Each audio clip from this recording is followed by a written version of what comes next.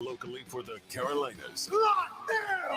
This is the Rob Well, they Brown can Show. hear us, even though they can't see us. That's why. Yeah, that's, I mean, you know. Upstate.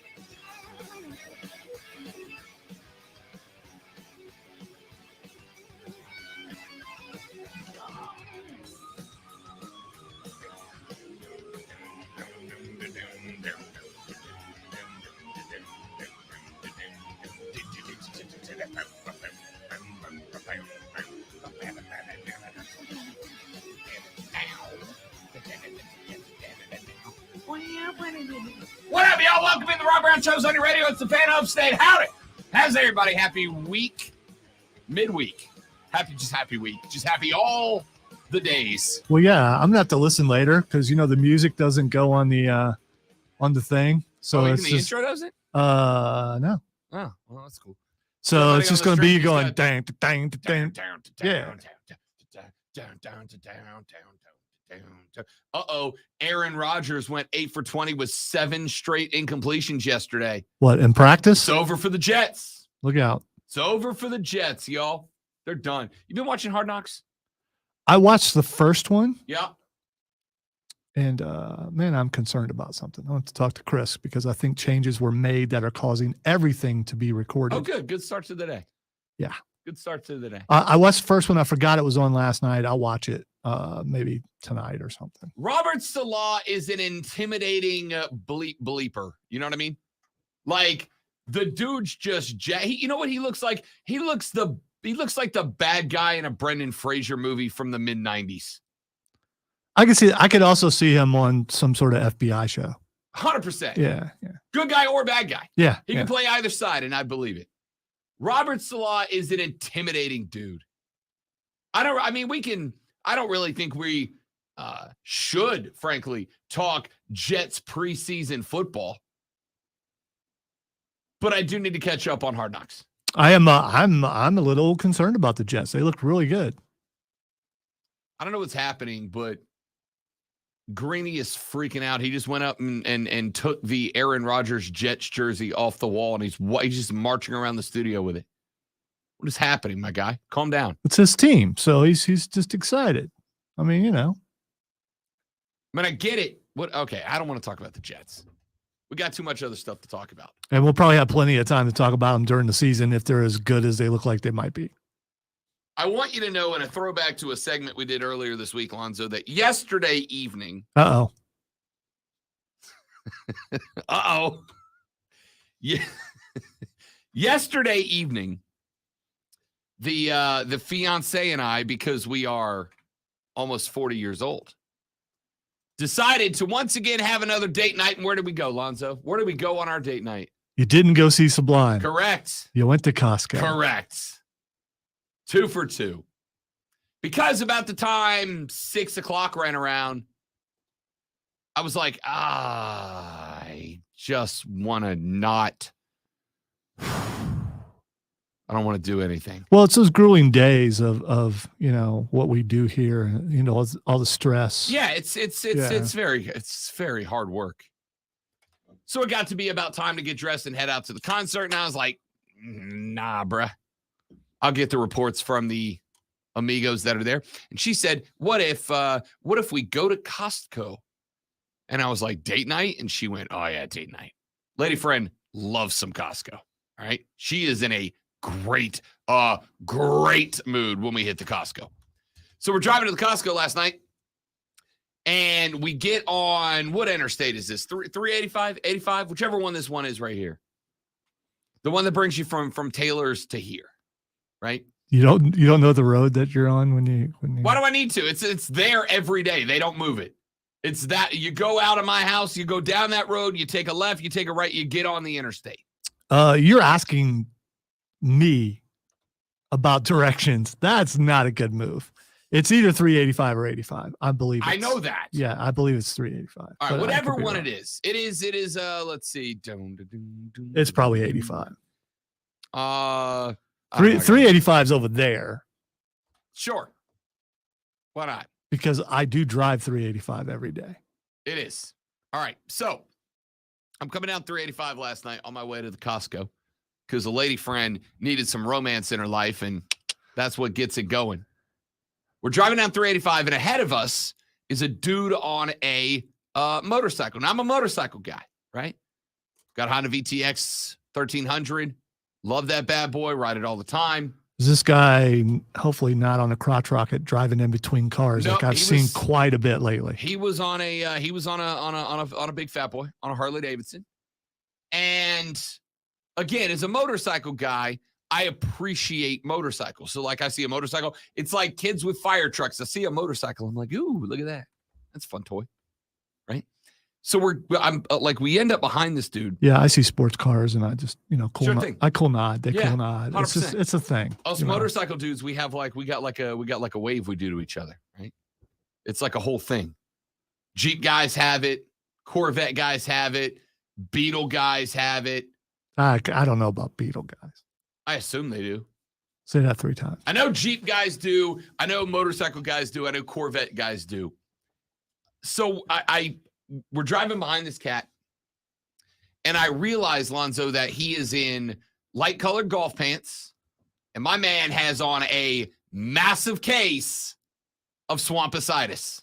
Just to the point that without saying anything, the fiance goes, "Oh." I was like, yeah, no, he feels the same way. All right, really so was this a large man? He's a sturdy fella. Okay, sturdy fella. So we got overflow on either side of the seat. Oh, dude. Okay, all right. A massive case of swampicitis going on. It was absolutely brutal. Like if that dude was going anywhere but home, I don't know what he's doing in his life. I'm glad you said home after butt because I was worried for a second. Not just home, but home and straight to a shower and to burn those khakis. So I looked at her and I went, hey, I got to tell you, did a really funny segment the other day where we were talking about swampicitis, and I had to make up the term swampicitis so I wasn't dropping the SA on Lonzo over and over in the segment. And she went, how did you win another trophy? I thought probably because of segments like swampicitis. That is probably the reason. I cannot say for a certainty that won't be in next year's submission. At least one of those makes it into every year. Yeah. You got. What do we have in there this year? We had what food segment do we have? We had a food segment in there.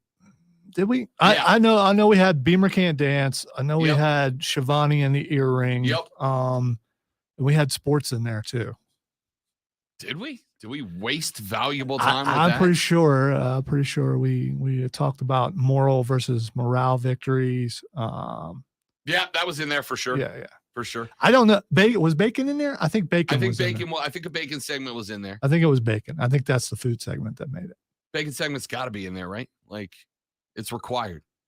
Anyway, she looks at me and she goes, you did an entire segment on the swamp butt. I said, no, we did it on swampicitis.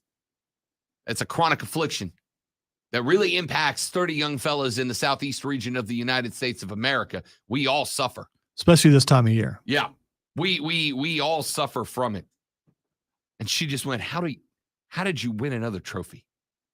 I said, I got news for you about next year. We're going for a third. All right. Ladies and gentlemen, we got a big show lined up for you today. How should you take the fact that now you're winning? I'm not. We're tied.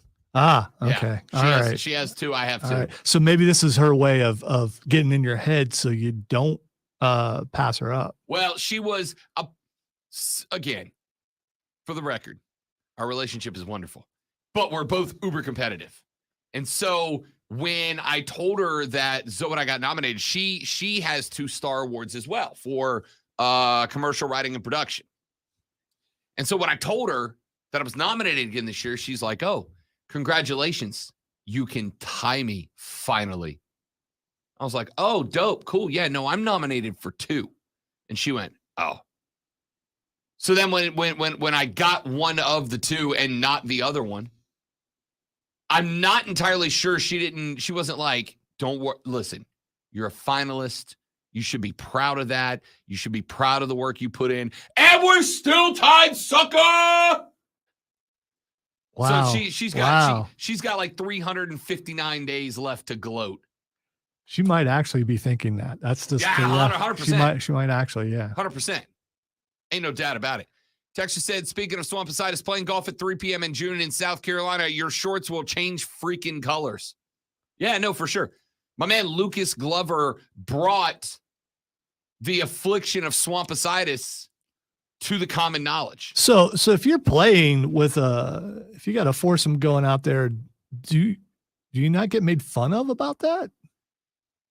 It depends on how bad it is. Like if you just got like a layer of moist going on, you know, we also like even the skinny people suffer from just that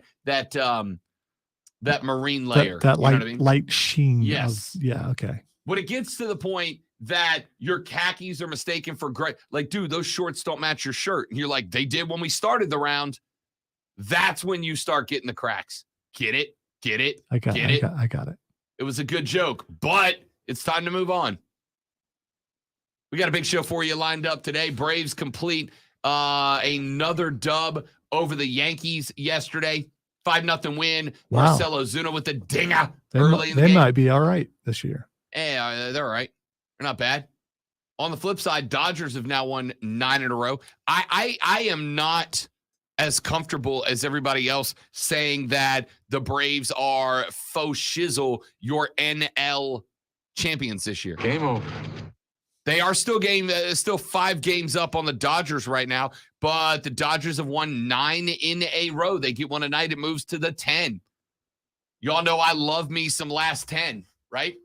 I like to look at the last 10 games. Trends are important. Teams get streaky in baseball. Braves, good news, are 7-3 in their last 10. One of those came against the Mets in the series finale on the road, a series in which saw them the night before that put up 21 runs on New York. I'm not ready to say that the Dodgers can't run Atlanta down, though. That's a good team. 21, you got a pretty good shot at winning in baseball, I think, if you score 21. Yeah. What I have to double check to make sure I didn't accidentally click over to the NFL side, which I didn't because the Falcons ain't scoring 21. Brandon, what's up, fella? You're in good shape. Orioles are now 6-4 in their last 10. They are at 74-46. They are 3 games up on the Rays in the AL East. The Rangers and Astros have 3.5 games separating them. We'll talk some baseball later on in the radio broadcast. We got a lot of college football coming up today, including in the second hour of the radio broadcast, where I will give you my projected order of finish in the Southeastern Conference. I did this with the ACC earlier this week. We will continue with the SEC today. Second hour of the show. We go team by team, 14 up to 1. I will let you know my projected order of finish, and I want you guys to give me your thoughts on that. James, good work.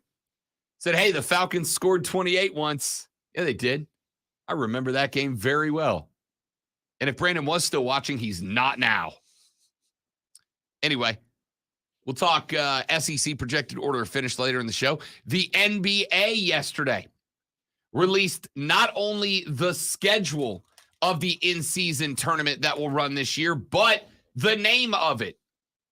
Branding for the NBA at its finest, as this year, every team in the National Basketball Association will be competing for the NBA Cup. Nope. Let me state that one more time. The NBA finally got the in-season tournament that Adam Silver has been begging for oh so very long, and they have named it the NBA Cup. Nope. Gotta love that. I mean, just branding at its absolute finest. Poof.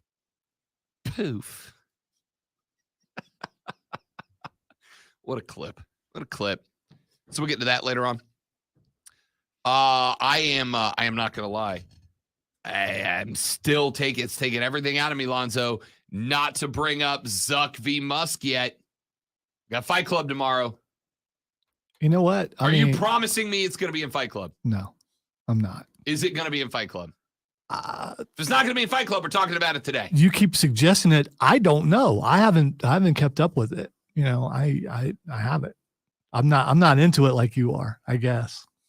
I need to know. I need to know if it's going to be in Fight Club. Dude, if you want to talk about it, let's talk about it. All right, we're probably going to talk Zuck v. Musk later. I got plenty of other stuff. We're good. All right, good. Probably going to talk Zuck v. Musk later.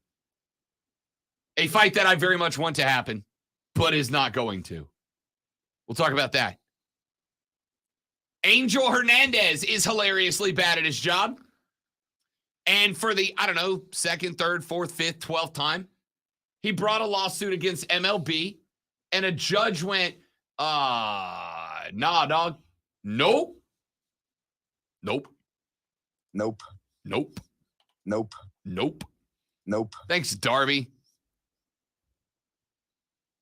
On top of that, not only did Angel Hernandez get once again slapped down by a judge over a lawsuit he brought up against MLB, but on top of that, Angel Hernandez has now found his way once again to the bottom of the umpire efficiency rankings. He missed 15 calls in the most recent game he was behind the plate. How many did you get right? It doesn't matter. What's the average ratio of good to bad calls on a normal game? Higher than Angel Hernandez's. I don't know. I'm just asking the question. Yeah, and I'm answering him. The answer is Angel Hernandez is bad at his job. I'm just trying to make sure that you don't have a vendetta against this guy. Just, Nope, he's just bad at his job. We'll talk about that later on, maybe. We'll see. I don't hating on Angel Hernandez. But I also want to ask you guys, you Clemson fans, you South Carolina fans, we'll get some talk for you today. What is, in your opinion, what is the realistic expectation that you have for your offense under your new offensive coordinator? And what is your opinion on the other, right? So from Clemson fans, I want to know, what is your realistic, not optimistic, not super fan, what is your realistic expectation for Garrett Reilly's offense? Yeehaw! South Carolina fans, what is your realistic expectation for Dowell Loggains' offense? That actually sounds about right. And then, while you're at it, what's your realistic expectation for the other guy's offense? I want to get the good and the bad, right? I feel like most fans, not all, most fans have a difficult time taking off their fan cap to give an objective reality. So let's meter it out by hearing what the most pessimistic view is from your rivals. And then we'll take a look at it. Give me numbers, give me stats, give me thoughts, give me schemes. What do you think? What is the most realistic expectation for your offense under your new coordinator and their offense under theirs? We're going to do that and spend some time taking a look at those two offenses. As this hour continues, we got baseball, we got soccer. Leo Messi scored again as Inter Miami put up a 4 spot on Philly in the semis last night. Lionel Messi has played 6 games. He has 9 goals. That is statistically a lot of the goals. Isn't that kind of what you do when you're like one of the best in the world? Not one of. Okay, the best. All right. No. We'll talk about Lionel Messi later. Also, congratulations to the Lionesses of England who put away the home team Aussie this morning in the Women's World Cup semifinals. Our finals are set. Coming up Saturday morning, 6 a.m. The Lionesses of England will take on Spain, España, in the Women's World Cup finals. And that is going to be a phenomenal match. We'll talk about that and their success, as well as Leo Messi. We're going to be all over the place. But when we come back here in just a minute, one college football analyst says he believes that Clemson will be the 2023 most overrated team? Ooh. Hot Take Express. We ride it. Choo-choo. That was terrible. Don't do that ever again, Rob. When we come back, he's the great one. I'm Rob Brown. You're listening to The Rob Brown Show. This is the Fan Upstate. Opinions, analysis, and entertainment all rolled into one sports talk show. This is the Rob Brown Show. I'm glad you said it. Stick there, buddy. We're going to run those takes in just a little while. Right, it says 7 days from today, though, Ahsoka. I'm actually really excited about Ahsoka. Like, maybe more than most of the other projects they've put out. Sunny skies today, high of 86. Are you going to illustrate some handoffs? 66. You know what? In order to do the Kate Klubnik workout, you actually have to have the ball. So, I mean, because it adds puts a little extra weight. Now, I know this isn't as It's 75. Thank you, Stephen.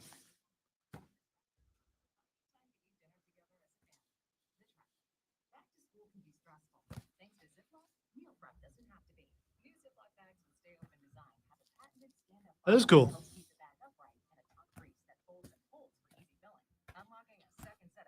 See how many times I can fumble like Rob.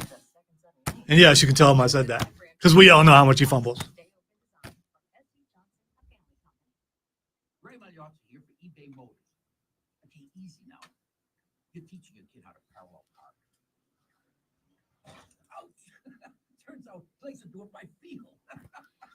Don't worry, eBay Motors has bumpers, taillights.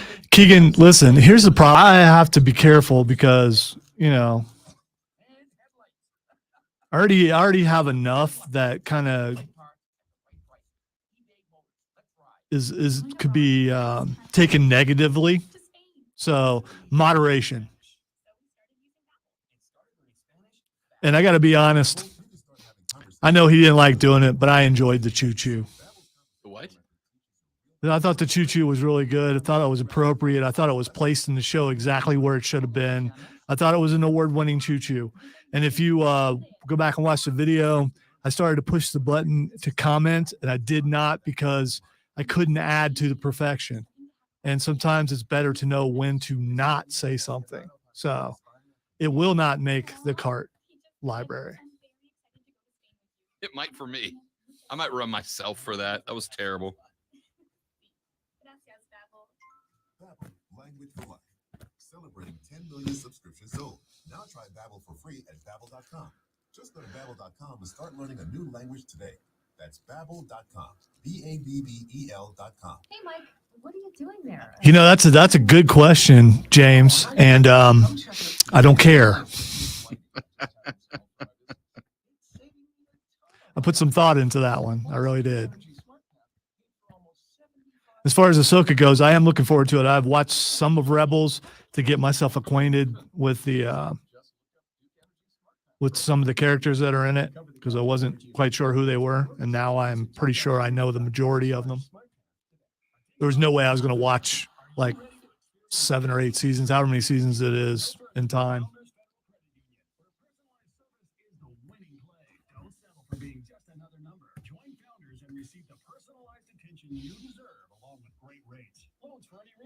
So I'm going to be watching a whole lot of TV coming up here pretty soon. Because I don't know if you guys knew this or not. It's football season.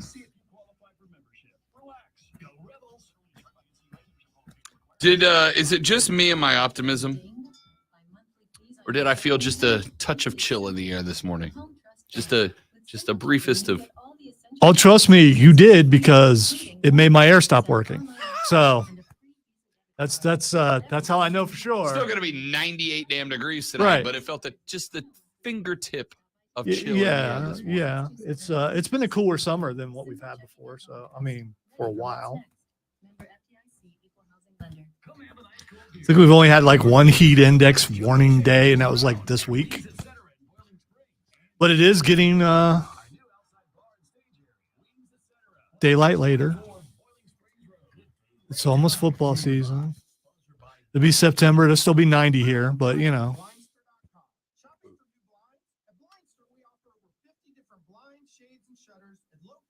What's perfect football weather? 70 degrees, right? 67 and sunny. 67. Nah, that's too cool. It's too cool. You don't want it to where when you're on the field, if you have some time in between, like if you're only playing on defense or standing on sidelines, you don't want to get cold. So what do you go with, 72 and I said 70. I think there's a difference between 67 and 70. All the action of the season opener right here on the Fan Upstate. Pregame begins at 5:30 p.m. Kickoff at 7 p.m. Kevin, I'm not skipping baseball. I still talk baseball. It's just that this is the know your audience portion of the show. The Rob Brown Show rolls on. It is the Fan Upstate. Sorry, the two-time South Carolina Broadcasters Association Sports Talk Radio Show of the Year, the Rob Brown Show, rolls on here on the Fan Upstate. Yeah, I'm going to have to talk with you after the show because you're not saying that enough. I think people need to know. I really apologize. If they don't know. I mean, these people know. Yep. The people on the stream on Facebook and YouTube and Twitch and the XYO, they all know. If you don't know, now you know, player. Aaron Murray, former University of Georgia quarterback, is making his way around the world of college football media. I had my fingers crossed he's going to say downtown. He's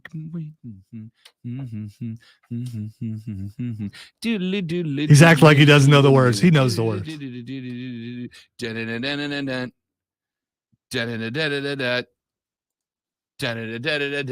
And now I want. Okay. When you go downtown, do you not hear that in your head?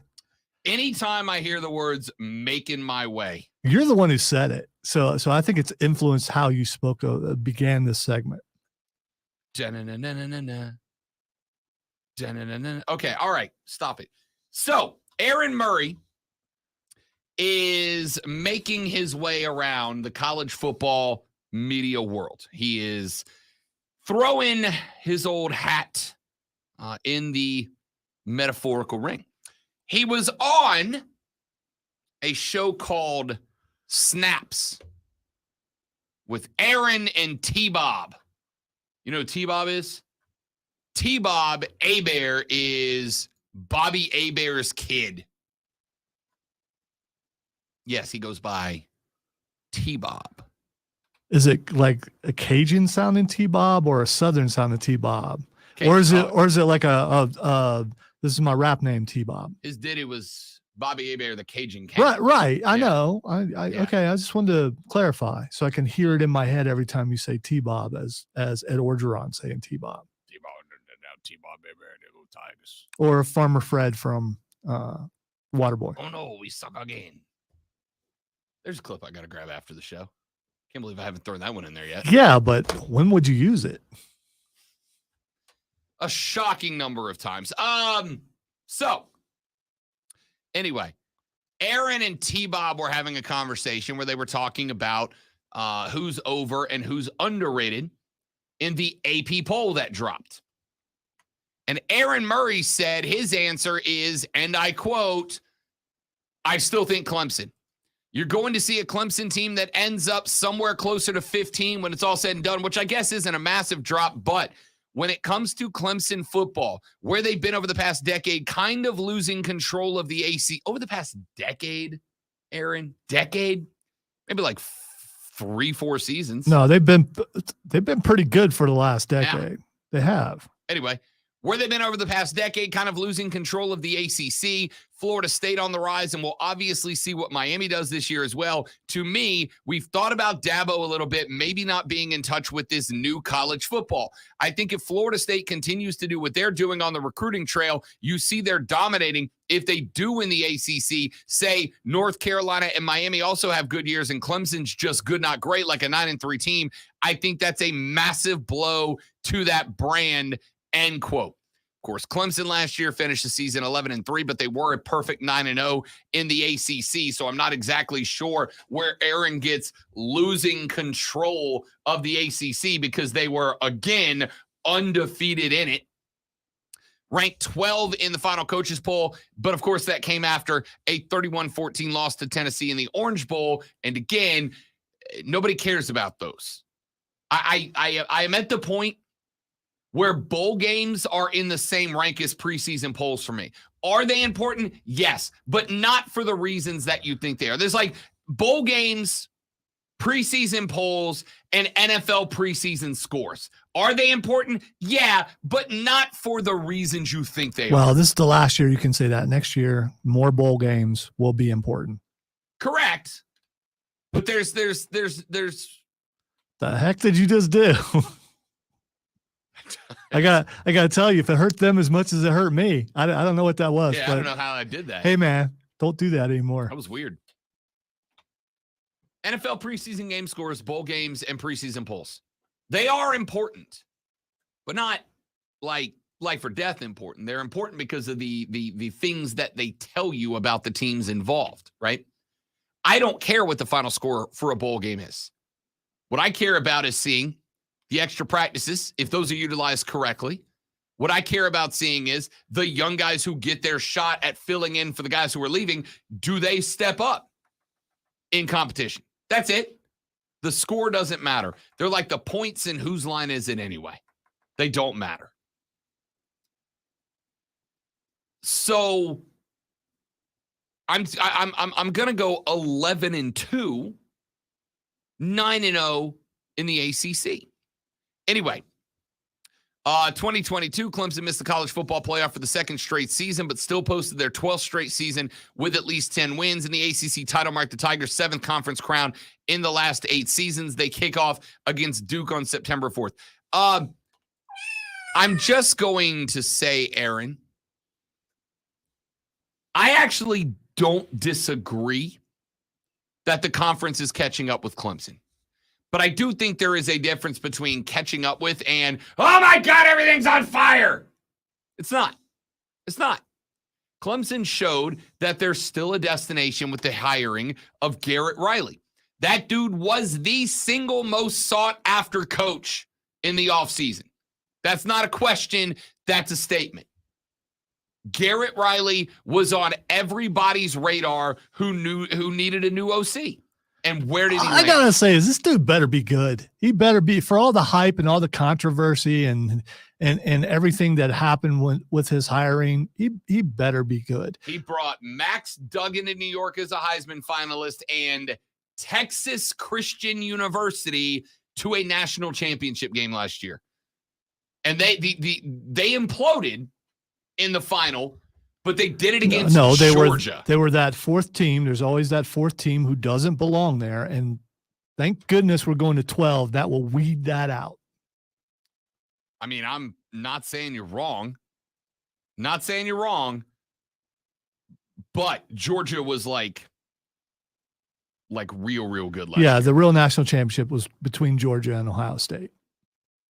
Yeah, I actually don't disagree with that. So this guy, I mean, again, he is so hyped. I don't remember this much hype for an offensive coordinator. I don't. So if they struggle any at all, it's going to be interesting what what people say. I don't know. I think out of the gate, right? Like the biggest concern that I have is that FSU game being week 4 and not week 9, right? I'm not saying they won't have the kinks worked out of the system at that point. I'm saying they might not, right? Now, I can say the same thing about Florida State, although FSU does not have a new OC, quarterback, etc., right? FSU's established. The reason I told you guys last week, I've got FSU beating Clemson in the ACC championship game. And the reason I went with that is based on one thing. FSU is more established. They are more established at quarterback. They are more established at wide receiver. They are more established most places, and that includes the OC. I actually believe that Garrett Reilly is going to be a dude. I think he is absolutely going to end up being a guy that Clemson fans are going to love. I think he's fine. I think it's a good hire. I think it's a very interesting hire. I think, again, as we mentioned, it is without question the hire that everybody in college football was looking for. They were all looking for Garrett Reilly, and he ended up at Clemson. And I think that matters. It tells you that team is still a brand. That team is still noticed on the national scale. I don't see 9-3 for Clemson. Now, do I see spots that they could lose? Yes, we did this already. I'm not going to sit here and run over their whole schedule again. I have told you the spots, right? Florida State and then at Duke is a spot. Miami, NC State, both on the road, then Notre Dame at home is a spot. And North Carolina, South Carolina, first at home, second at Willie B is a spot. 10-2 is a possibility. I will say 9-3 is absolutely a possibility, not a likely one. I think that is the floor. The absolute floor is 9-3. The absolute floor, the worst they can do, the spot where I think people will start asking questions about Dabo is 9-3 or worse. But I think the floor is 9-3. And frankly, I got exactly zero patience for anybody who starts asking questions about Dabo just because they go 9-3. Will it be a bad year? Yes. Would that start moving the hot seat temperature up? Yes. And again, it's not because of its coaching, right? The coaching's great. Every player I've ever spoken to that played for Dabo Swinney has nothing but flowery compliments for him. But I will agree with Aaron Murray on something else he said elsewhere in that interview. And that is Dabo does not, and I've defended him here before because Dabo's worked the portal, right? He's worked the portal. But he does not seem to have the willingness to work it, say, as hard as a Mike Norvell. And if Florida State is better than Clemson this year, it is going to be because of the portal. It is going to be because of Johnny Wilson, Jordan Travis, Jaheim Bell, all guys that are going to be prominent offensive players for the Noles this year, all of whom are transfer players.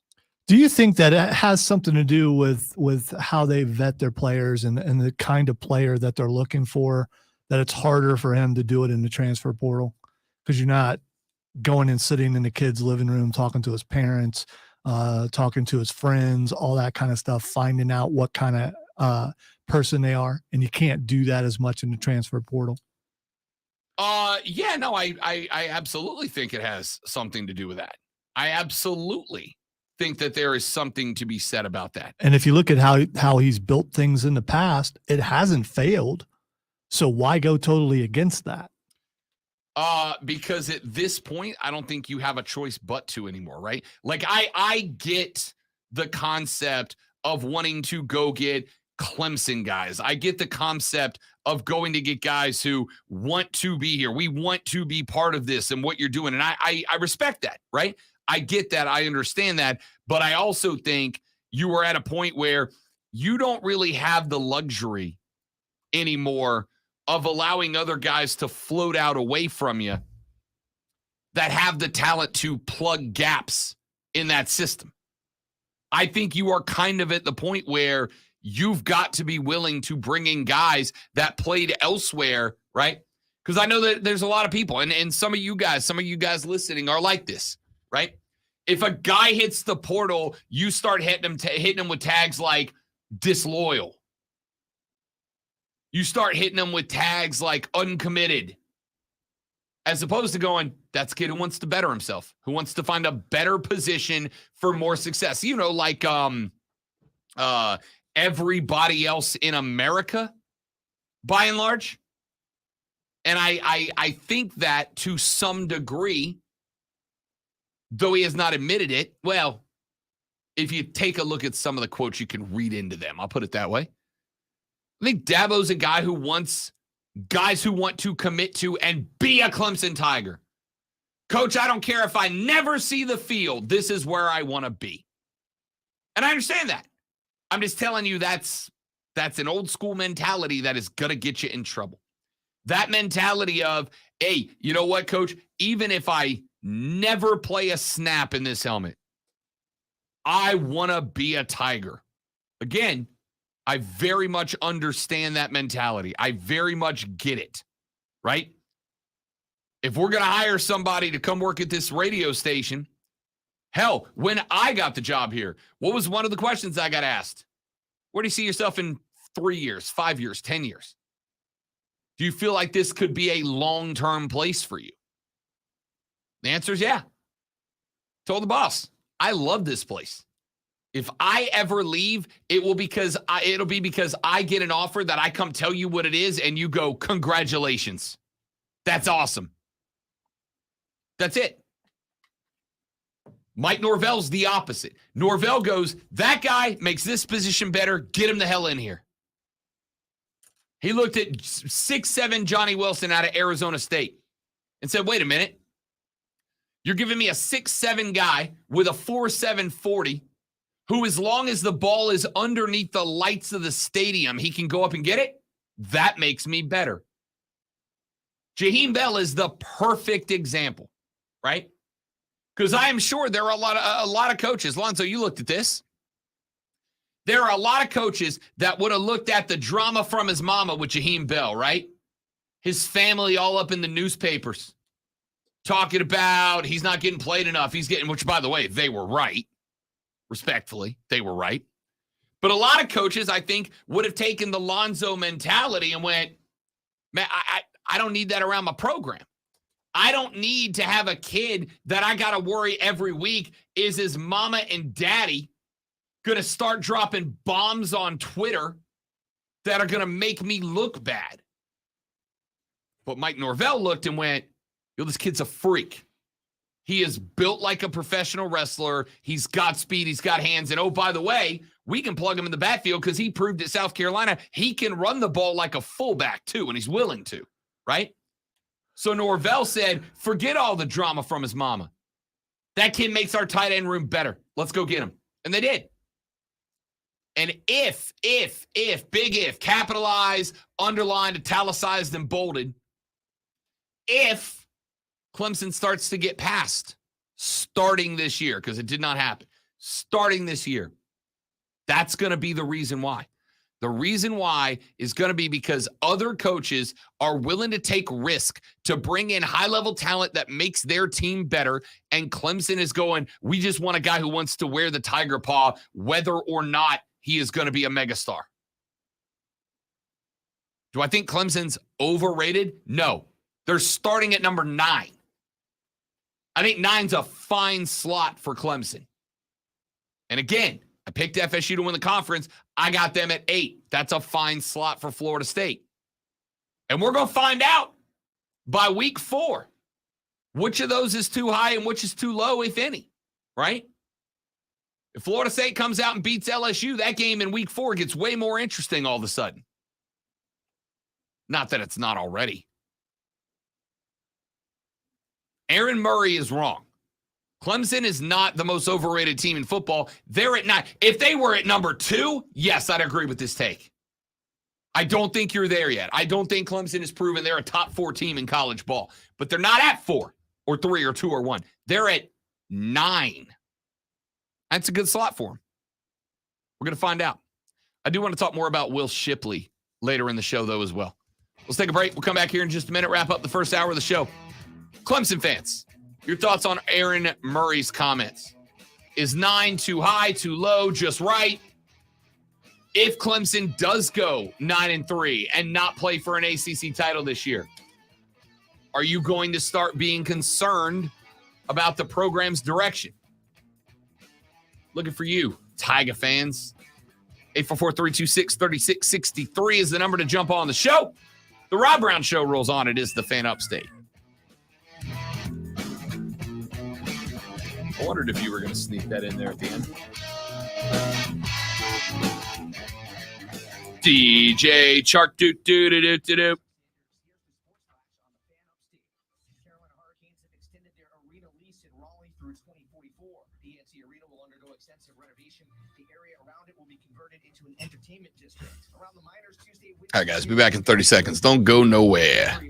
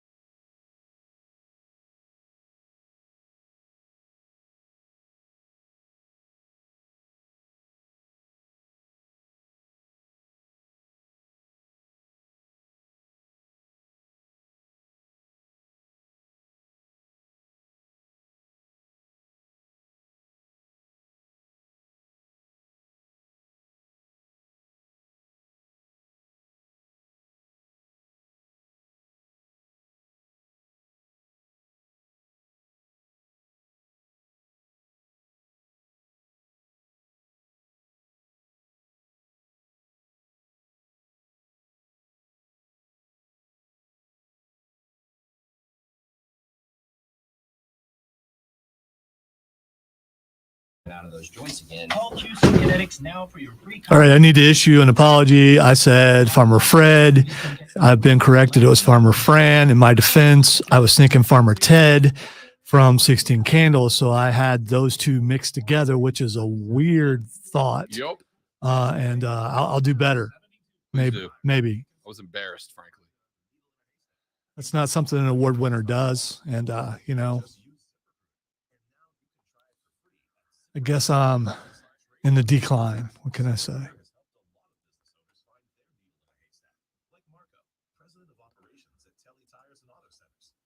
Telly Tires has grown a lot in the last few years, Marco needed to hire everyone from a receptionist to a store manager to a head mechanic.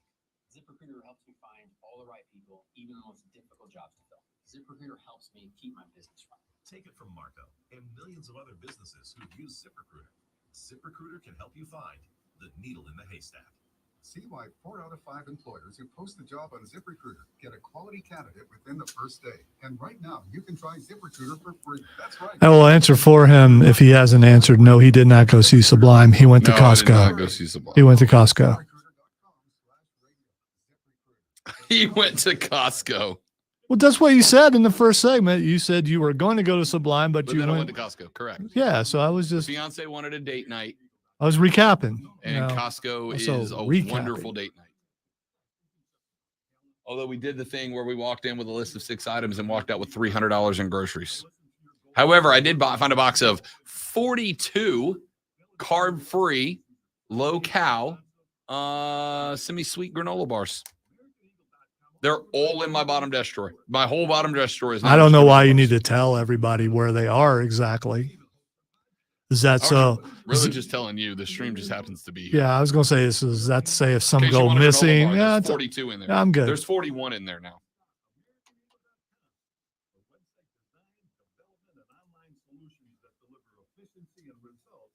Go to AmericanEagle.com or call them at 877-WEB-NOW-1. Cookie wants to be a professional wrestler. I'm Cookie Serratos and I'm 11 years old. She also wants to win all the medals. That's why Cookie and her family make every day count, squeezing out her best with Go-Go Squeeze. Hey, Cookie, let's break for a Go-Go Squeeze. Go-Go Squeeze fruit on the go pouches are a nutritious snack made from 100% fruit, no sugar added. Cookie! Because when you nurture your kids, you squeeze out the best in them. Squeeze out the best with Go-Go Squeeze. Not a low-calorie food. Products range from 11 to 13 grams of sugar and 60 to 70 calories per serving. At Granger, we're for the ones who pay attention to every little detail. The ones who fuss, tinker, and sweat the small stuff. So I think the real question is, once the newness wears off for Costco with Rob, will he find his trips being more infrequent and then eventually realize that he's paying, money for a membership that he's not using? Because that's what happened to us. And we decided that the hassle was not worth it traffic wise and all that kind of stuff. From the Ingles Market Studio, State 97.7 FM Greenville. 97.1 FM streaming wherever you are on the Odyssey app. Make the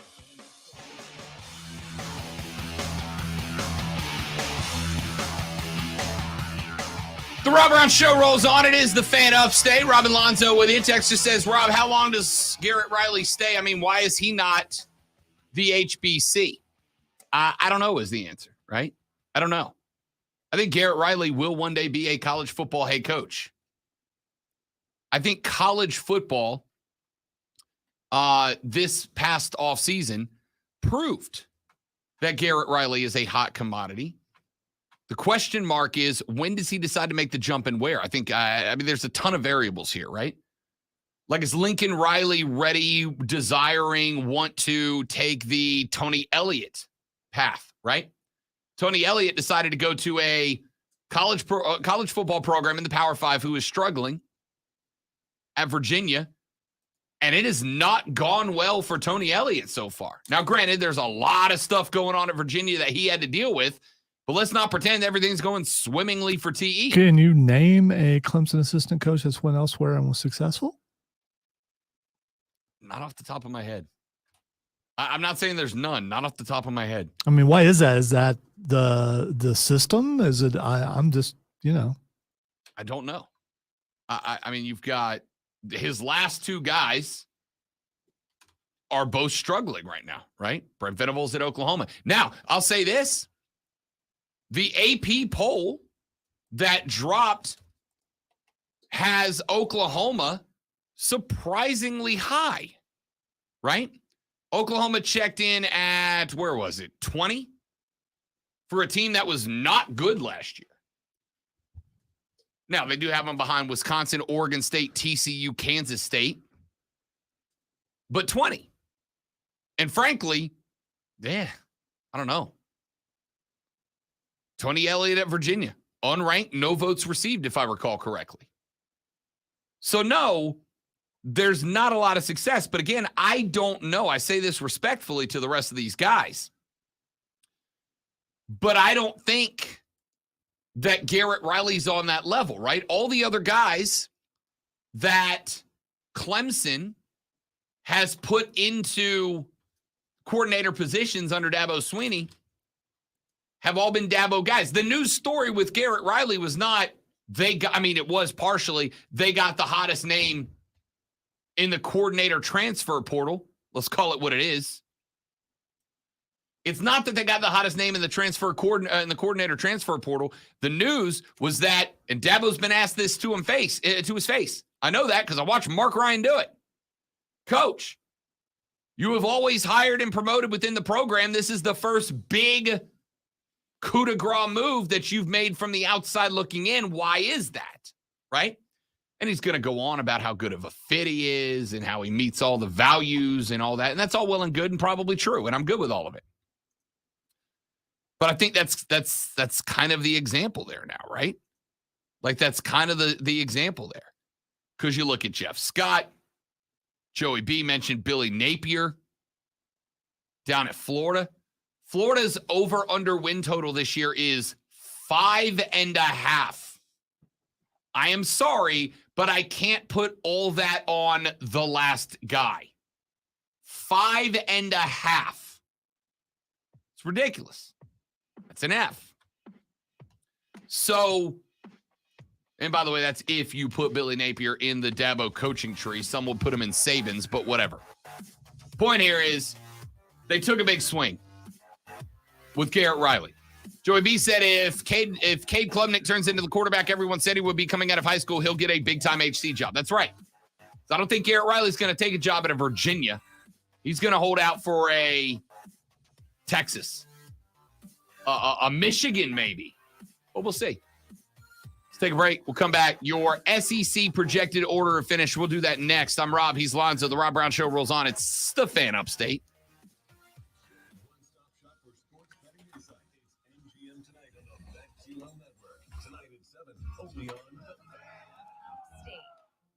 Mornings are made for better things than rheumatoid arthritis or RA. Xeljanz tofacitinib is a pill for adults with moderate to severe RA when tumor necrosis factor blockers did not work well or could not be tolerated. Xeljanz can help relieve joint pain, swelling, and help stop further joint damage.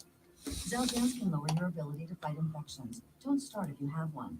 Before and during treatment, your doctor should check for infections like TB and do blood tests. Serious, sometimes fatal infections, cancers including lymphoma and lung, blood clots, serious heart-related events, tears in the stomach or intestines, and allergic reactions have happened.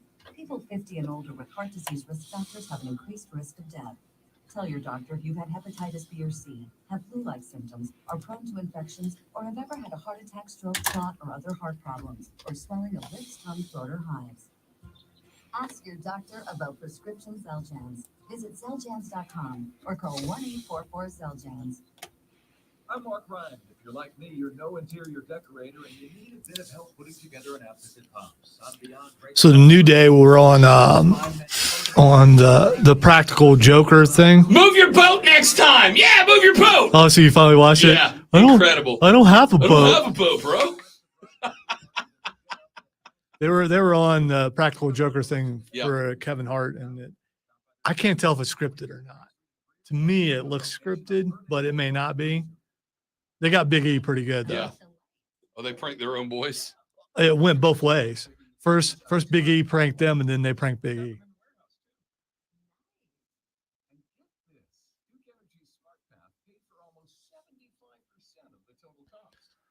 Wow.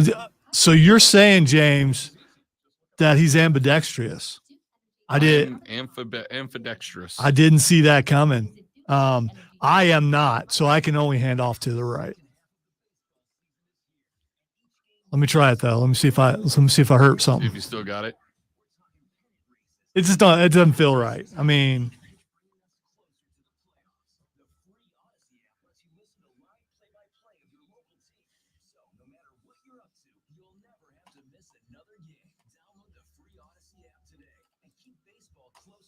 I'll just reverse the film later, and it'll look like I was handing off left the entire time. Yes, as we cheer for the Sretznaps. Yeah. Those guys. You know, I can fix that too.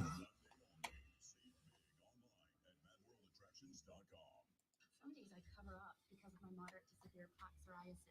Now I'm hitting the road with clearer skin thanks to Sky Rizzy. Risankizumab Riza, a prescription-only 150 milligram injection for adults who are candidates for systemic or phototherapy. With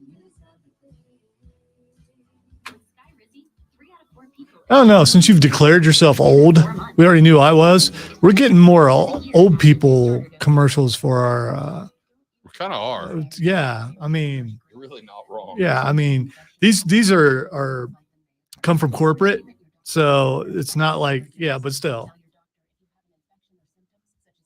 corporate is like, okay, Rob Brown's declared himself old. Let's put those commercials on that show.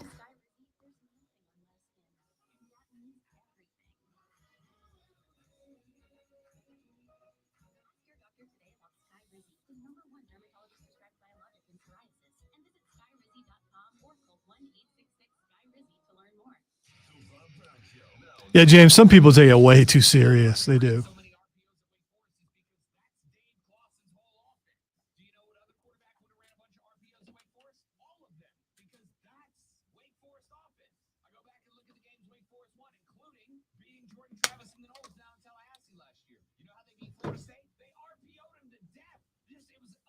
Well, you're just now trying to you're like, what is this? What is this? And it took you that.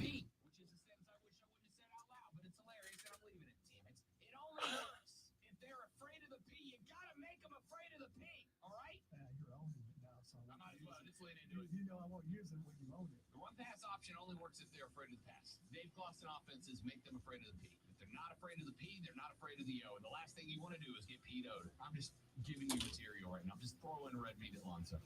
Same great show, new time. The Rob Brown Show. Now 19 only on the Fan, Upstate. Saturday on Compass Media Network's That's not true, Kevin. I've been here 23 years. I ain't going anywhere. When that promo started, I forgot the direction that we went in there, and I'm like, all right, well, Wake Forest breakdown promo, and then I remembered what it was about. What's this Wii stuff? You went there. I just, it's quality programming. That's what that is. If we get to Metamucil, it's a problem. Gable's in the first break. Try what's up, big dog? Maybe. By the way, if you don't think your boys started taking fiber supplements, not just taking them, they're amazing. Amazing. Are you serious? I have made it to the point where if Lonzo wants to get into conversations about being regular, I got data.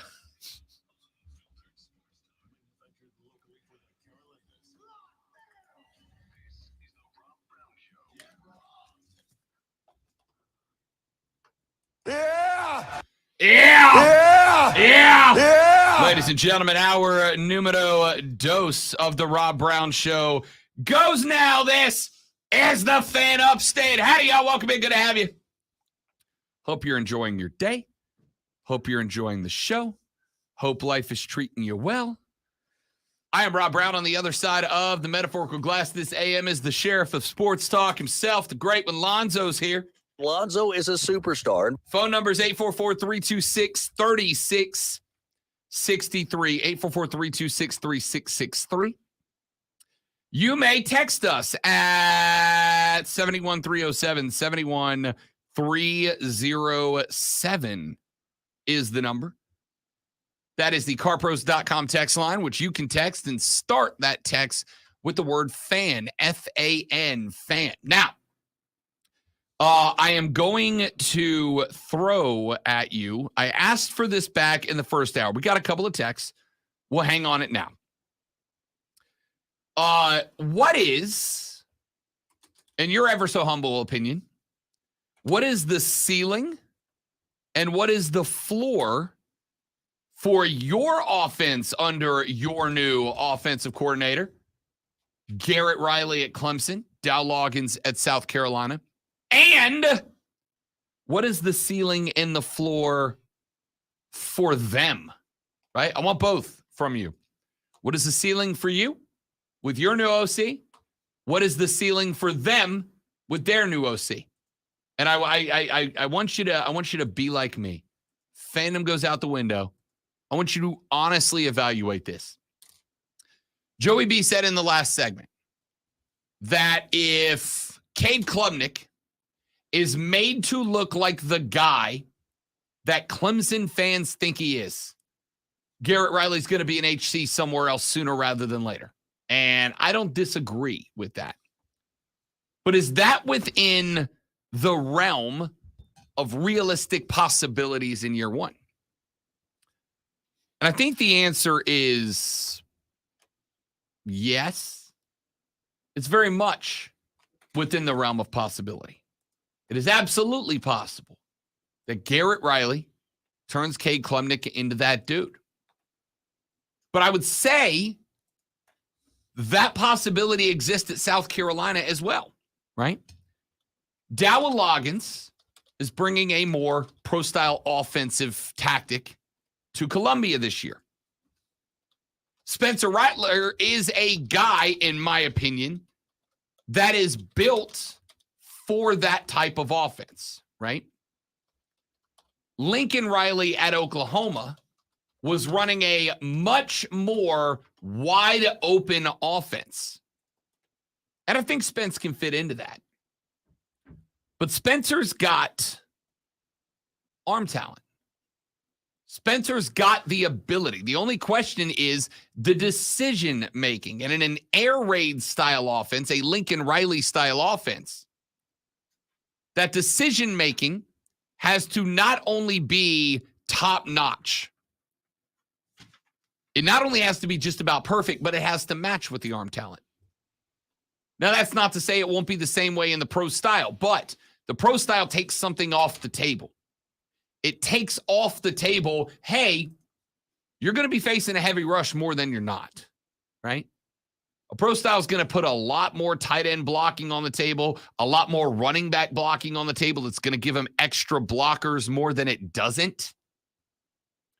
I actually really like this switch. Yesterday, we went through and we gave you some quotes from Adam Rittenberg of ESPN that he attributed to defensive coordinators from around the SEC and the ACC.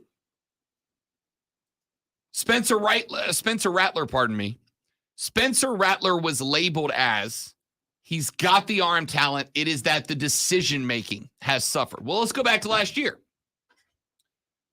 First 2 months of the season, Spencer Rattler, Lonzo, was very meh. Is that fair? Yeah, maybe less than that. Yeah. I think Spencer Rattler, first couple months of the season last year, was very meh. And then the last 3 games, all of a sudden, dude is going like 3.5 to 1 in the TD to interception ratio. What did he do in the last 3 games? Like north of 1,000 yards passing and 10 touchdowns, right? It's ridiculous. Now, the question is, do you believe in the rumor? The rumor is that Shane Beamer took play calling away from Marcus Satterfield and put it under his own wing. And if you go back and you look at the tape, right? If you go back and you look at the tape of the first 9 games, or I should say 8 games of the South Carolina football season, you saw a lot more. You saw a lot more. You saw more personnel.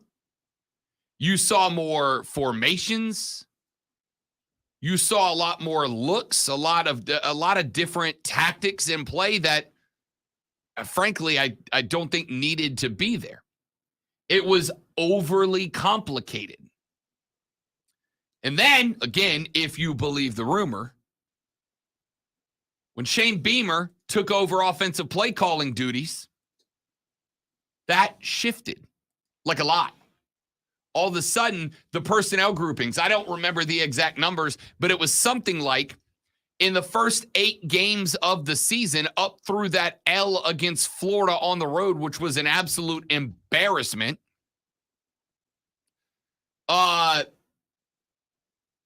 When that game took place, we saw a massive downshift in the number of personnel groupings. It was like there was something like 27 different personnel groupings in play. And then against Tennessee and Clemson, there were like 11, right? Yesterday, Lonzo and I talked on the show. In sports and music everywhere, simplicity gets a bad rap, right? Remember that we had that whole conversation about if you win a fight via a one-punch KO or you win a fight via a Bruce Lee impression, at the end of the day, you won the fight. Whether you go one punch man or you go Bruce Lee, you still won the fight. Did you just throw some anime out there? You're welcome, Lonzo. What is wrong with you? Many things. You still won the fight, right? By the way, Bruce Lee anime coming out. Dope, all in. Yes. All in. I would also go so far as to say that analogy applies elsewhere. Music. I'm a big fan of the Eagles. Big fan of the Eagles. The Eagles are a remarkably simple band when it comes to music, right? There's nothing wildly complicated about the Eagles. Most of their songs are GCD, ADE minor type stuff. Open chords, stuff that, even if you've never played guitar, you give me a year, I can have you playing a lot of, not all, but a lot of Eagles songs. The Eagles were beautiful in how they layered simplicity, right? The harmonies of the Eagles. It was harmonies. The vocals weren't incredibly impressive. They were just so well harmonized that it gave it a depth that wasn't there. Simplicity is beautiful when simplicity works. Last year at the end of the season, in those last 2 games against Tennessee and Clemson, South Carolina way simplified their program. Way simplified what they were doing. They brought it down a lot, dudes. Like a lot. And it worked. It worked just fine. So my question here is going to be, are we going to see that same simplicity this year that I truly, genuinely think benefited Spencer Rattler so much with a new offensive coordinator? Dowell Loggains knows what he's doing. I think the answer is yes. You can run a pro style. You can do it with 9, 10, or 11 different personnel formations or personnel groupings. If you have only 9 or 10 or 11 personnel groupings, formation is not a big question. This year comes down to discipline, right? And there is the old question mark about if you have a player's coach, right? And is there any argument Shane Beamer's a player's coach? Oh, without a doubt. Without a doubt. Yeah. He is without a doubt a player's coach. So if you have a player's coach, as Lonzo and I will both agree that Shane Beamer absolutely is, there can be, and I understand them, questions about discipline, right? Because usually disciplining a team is going to go a long way in making them, not love you as much. If this team, I'm not saying you got to get rid of the office skits on social media. That's great stuff. I'm not saying you got to get rid of the sunglasses and dancing in the locker room. Hell, if anything, that's what's made this program trend upwards, right? I'm saying, can you be that? Can you have that much fun? And still over here, when toe meets leather, be a team that's dialed in, that's drilled down, that's ready to go. The answer is yes. I think honestly, that South Carolina can be as good. I think the absolute ceiling is like a 10-2 year, right?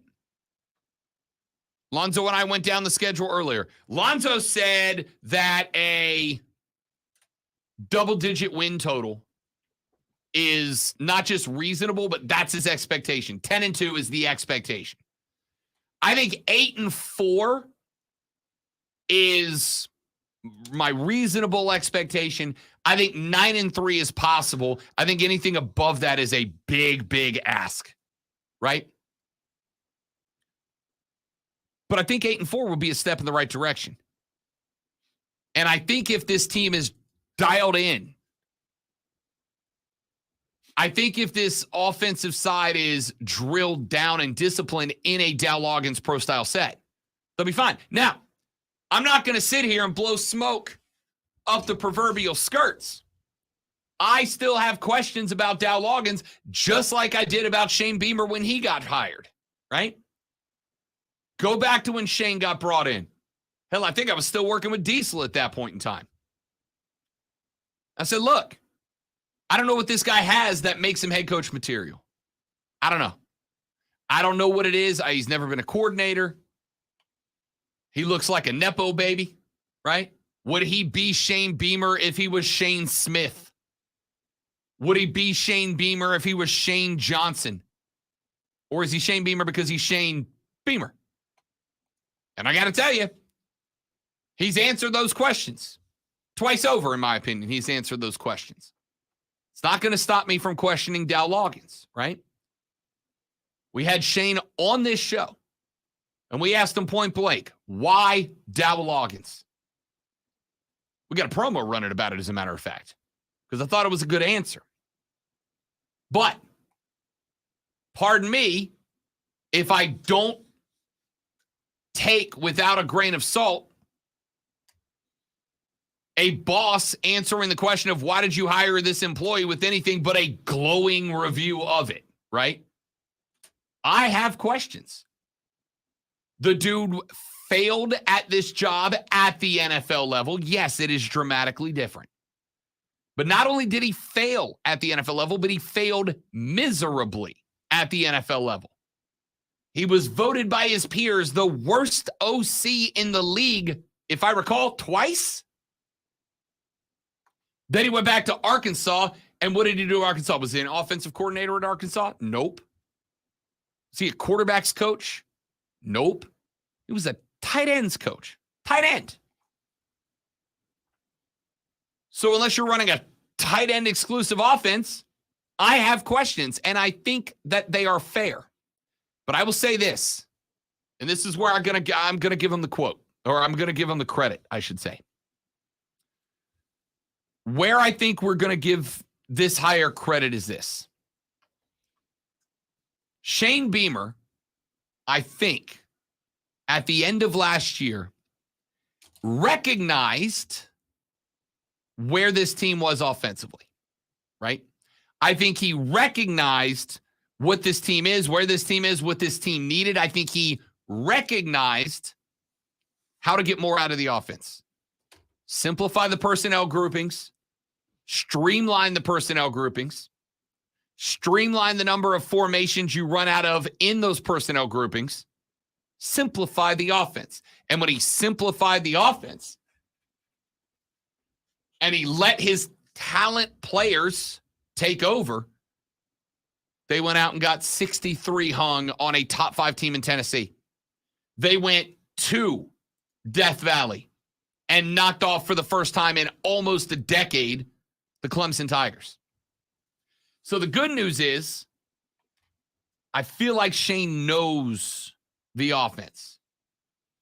I feel like Shane knows what he needs, or what the offense, I should say, what the offense needs to be successful. I think he knows that. And if you know what they need, if you know what is going to bring the best out of them, then you can hire somebody who fits that mold, right? This wasn't a shot in the dark. As far as the offense under Garrett Reilly, I I have great confidence in that hire, but it's because I have confidence in Garrett Reilly, right? Like, I don't think Garrett Reilly brings TCU to the Natty and sends Max Duggan to New York if he doesn't know what the hell he's doing. Max Duggan was a good quarterback. But a good OC elevates you to Heisman Trophy finalist. That being said, I don't know. He might. It's not a shot. Some of you are going to get offended. I don't know if I feel that Dabo knows what that offense needs to thrive this year. Right? And again, I talked about it earlier. It's because of consistency. I don't know what Cade Klubnik is. I mean, he's a person. He's a quarterback. I got it. But as Lonzo is illustrating ever so animatedly on the stream, we've seen a lot of handoffs out of Cade. Got to slow it down. It was so fast. It blurred on the screen. Really did. Do we know what style of offense? Do we know the level of complication that Cade Klubnik is capable of rolling through and being successful at the NFL level? Excuse me, at the P5 level. I don't think we know that yet. These wide receivers, they're the big question, right? Like every interview that I have done on any show nationally since the beginning of the offseason. I did one yesterday with PJ Glasser of BetQL, and we talked about this. Every person I've talked to asking about Clemson ask about what? Wide receivers. When we sat down with Don Munson, the voice of the Clemson Tigers at ACC Media Days a couple of weeks ago, he, without being prompted from me, said, I think the number one question about this offense is the wide receivers. Which one, if any, is going to step up and be that guy for Cade Klubnik? Is going to be the guaranteed guy for Cade Klubnik? I don't know the answer to that. That's a guy who watches the football team probably more than anybody who's not named Dabo. So I don't know that Dabo knows what it is. Does he need to streamline the offense for Cade like they did for Spencer Rattler? Can he go with 17, 18, 20 personnel groupings instead of 10 or 11 because Cade's got a better mindset, a better grasp of the game of football? I don't know. I'm not saying he doesn't know. Nobody's got a better chance of knowing than the guy who runs practice every day. But we don't know if Dabo grabbed Garrett Reilly because he definitely fits what is going to make Clemson's offense stand out in the ACC this year, or if he grabbed Garrett because he's the hot commodity.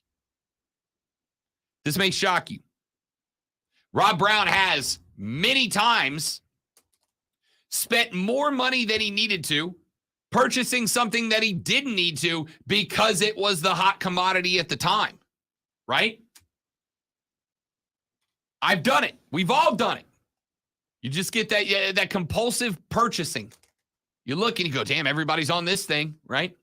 Hell, there's a whole industry on social media right now of influencers trying to convince you that this thing is the next big thing because people fall for it. I'm going to out her real quick because she's not listening.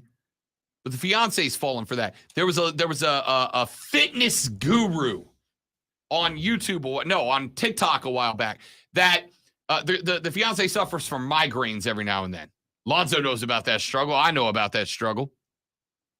And there was this lady, and she was selling a migraine relief face mask. So it was like a face mask that had a band that went around your head, and you put it in the freezer, and it freezes ice cold. And when you put it on, the combined pressure and cold is supposed to relieve the pain of the migraine, right? Yeah, as I recall, I think my wife has one of those. Yeah. Yeah.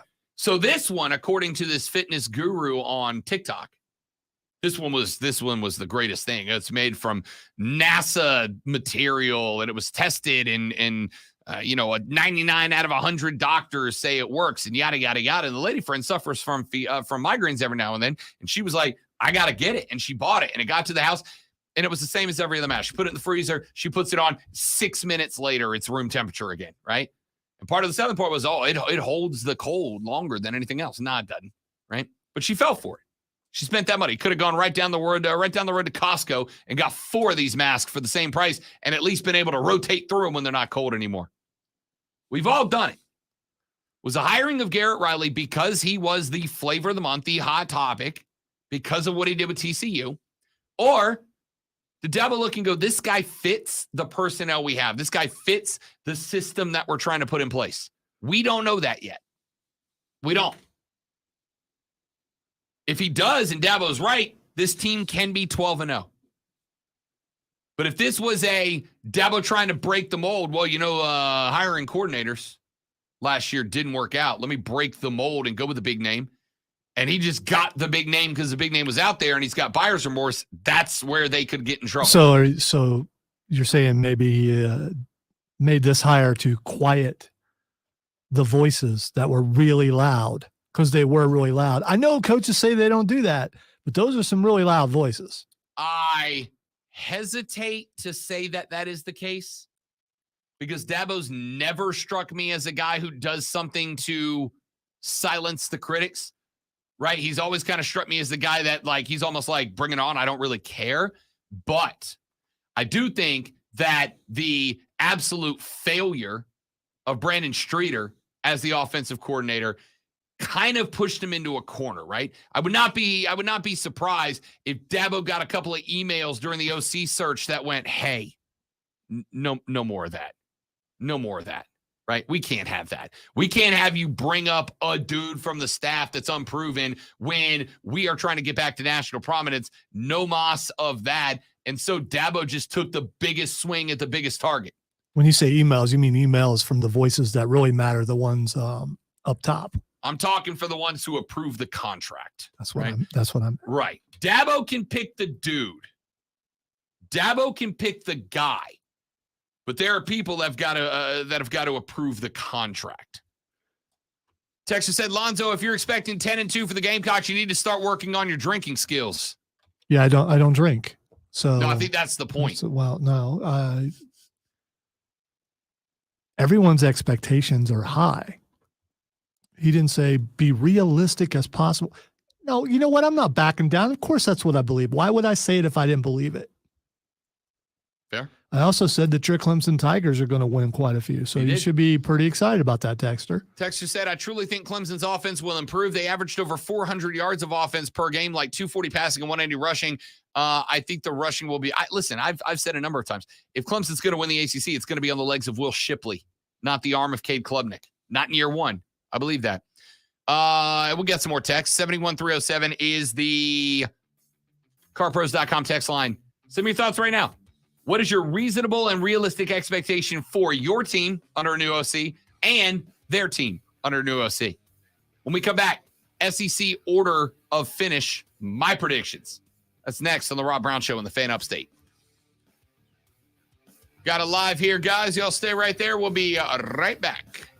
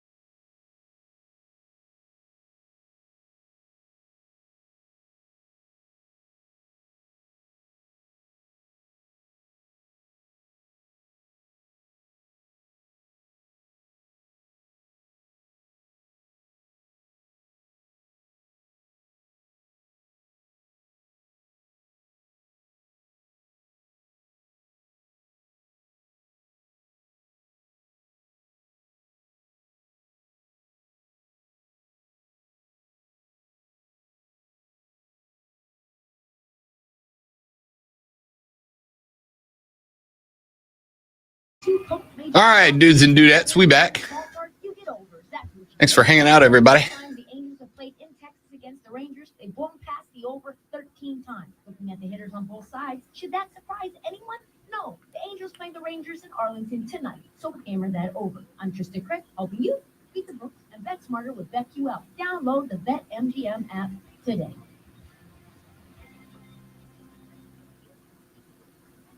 At Granger, we're for the ones who pay attention to every little detail, the ones who fuss, tinker, and sweat the small stuff.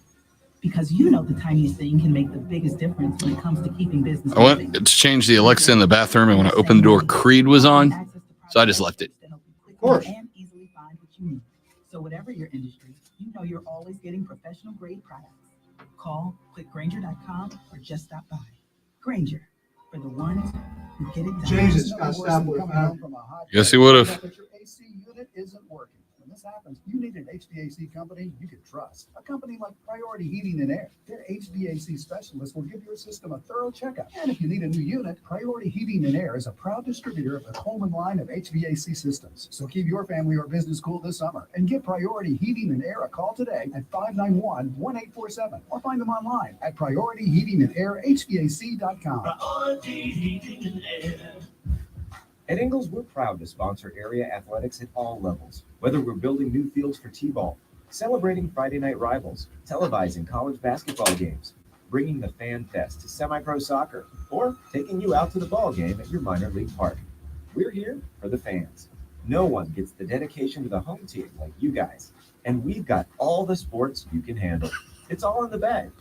Ingles. DeMondre's trying so hard to get me to cut the hair.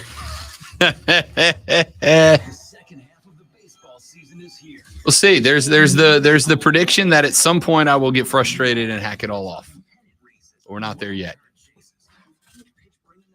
Joey B. That's a Weird Al parody I do not want in my life. Does she come at your brother that way? Oh, yeah. Okay. My brother used to play this game where every time somebody asked him about a haircut, he added one more month until he got one. And then it just got to the point where he just kept hearing. He's just like, I'm never cutting it again. Knew he was one of my people.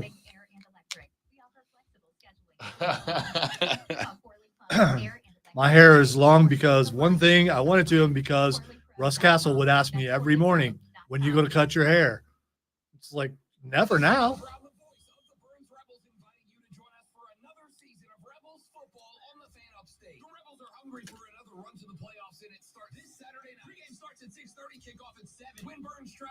All I gotta say is that's award-winning hair right there. Why would you cut that?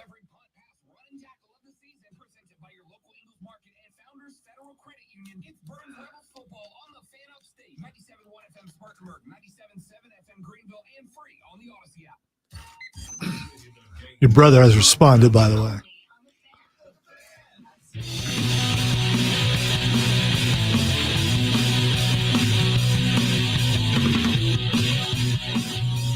The Rob Brown Show rolls on. It is the Fan Upstate. Rob and Lonzo, just a couple of multi-time award winners up in this bad boy. You want to be a part of the show, 844-326-3663. 844-326-3663. TheCarPros.com text line is open as well at 71307. 71307. Start that text with FAN, F-A-N. We will read them on the air. Hey, my computer has an unhandled exception. Have you ever heard of that before? I am an unhandled exception. Good night, everybody.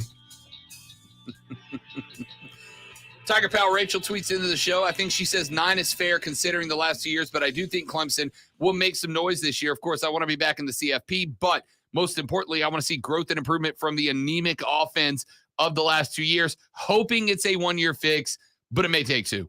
That's correct. And especially might take 2 because of the change at coordinator. But let's take a break from that. We'll come back to that later. I gave you the ACC projected order of finish for one Rob Brown a couple of days ago. Told you that I believe FSU will win that division. Conference. There are no divisions anymore. FSU will win the conference. Clemson checks in second. I've got UNC third, NC State fourth, Miami 5, Duke 6. And honestly, I would not be shocked to see both Duke and Pitt be better than Miami. Let's do the same thing for the Southeastern Conference. Projected order of finish. We start from the bottom, and that is the poor Vanderbilt Commodores. They're not poor. I mean, those guys are going to make some money. No, they're all very rich. Yeah. You don't go to Clemson or to go to Vanderbilt without that. All right. The Doors have 5, if I recall, 5 players on preseason award watch list this year. I do think they are going to be a slightly better football team. That being said, let's play a little Rob Brown Show home edition. Who's Vanderbilt's head coach? Anybody? There was this time when the head coach of Furman left and he went and coached Vanderbilt. I knew his name then. Yep. But now, no, I don't know. Clark Lee. Way to go, Clark. People still name their kids Clark. Clark. It's a good name. I'm just, I feel like we don't probably need to spend too much time on Vanderbilt. All right. It's just a disadvantage to be there. I am going to go with second to last. I hate to do it, but I got to take the Mississippi State Bulldogs. Why do you hate to do it? Because I love Mike Leach. Mike Leach. Yes. And I can't put him there now. Mississippi State did get some votes within the SEC media from folks that believe they're going to be better than expected, but I can't do it. I can't do it. I'm just not there. You've got a new head coach who's taken over on short notice, who's trying to fill the pirate shoes of Mike Leach, who's trying to renegotiate Mike Leach's offense. And if nothing else, there's one thing that bugs me. And the one thing that bugs me is that after a couple of years of running the Mike Leach wide open offense, the new head coach has said, Zach Arnett has said, we're going to run the ball. You don't have run the ball personnel, my man. Like if there is a coach that needs a slow transfusion into his offense, it's this guy. It needs to be a slow change, but it's not going to be. And I think that is really going to hamper Mississippi State. I got them second from the bottom. Right ahead of them, I've got the Florida Gators. I know that at the end of the day, preseason projections are not a guarantee of what a team's going to look like. But this team's preseason projection over under win total is 5.5. It's 5.5. We looked up and down their schedule. We've done that for most of the teams. Looking up and down the 2023 schedule for the Gators, they're at Utah to open the season.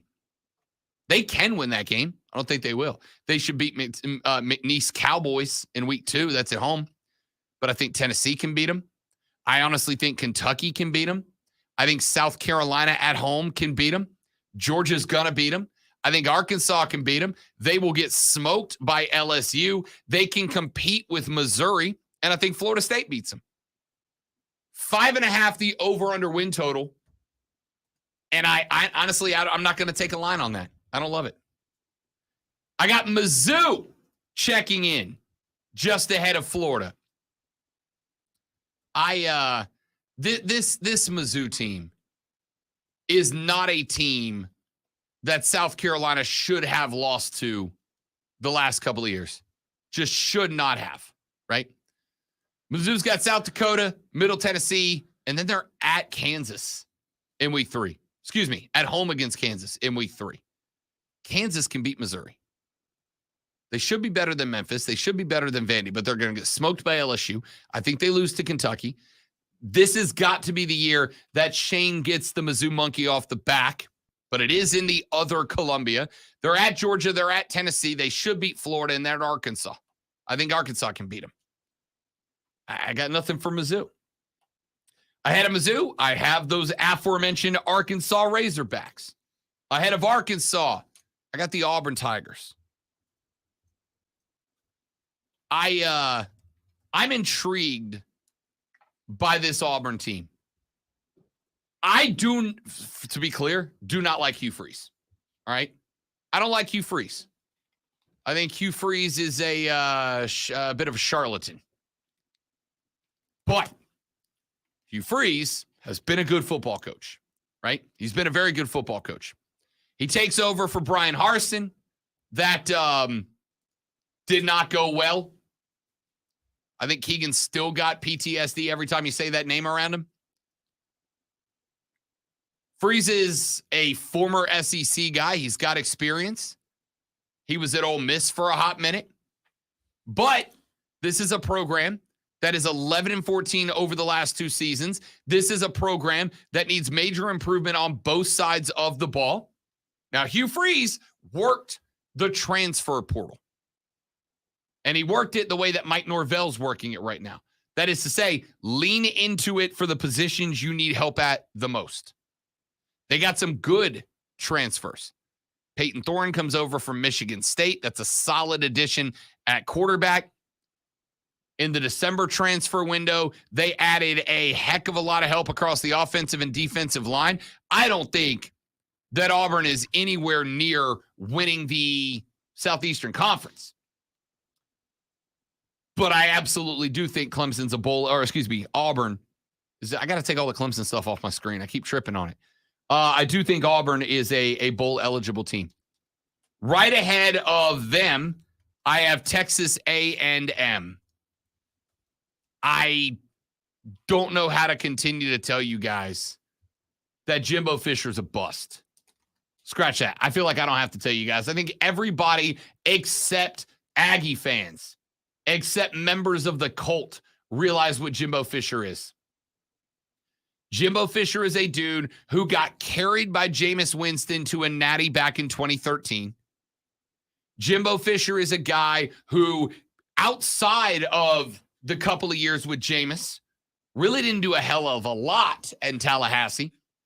And he is a dude that tricked the Aggies into giving him a lot of money before he did anything. I've stood on, I stand by. If the Aggies didn't offer up such a big, fat exit fee to Jimbo Fisher, he wouldn't be there anymore. But I do think that they are going to rebound a little bit this year. They've got 2 of the SEC's top receivers in Evan Stewart and Anais Smith. Bobby Petrino is coming in as the offensive coordinator. Don't like Bobby Petrino. Good offensive coordinator. Like that pickup. Just ahead of A&M, I've got Kentucky. I don't think we need to spend a ton of time on them. South Carolina fans very knowledgeable about the work of Mark Stoops. Climate change, not culture change. Am I right, Mark? I got Ole Miss ahead of them. Let's take a break. When we come back, by the way, love Lane Kiffin. Love Lane Kiffin.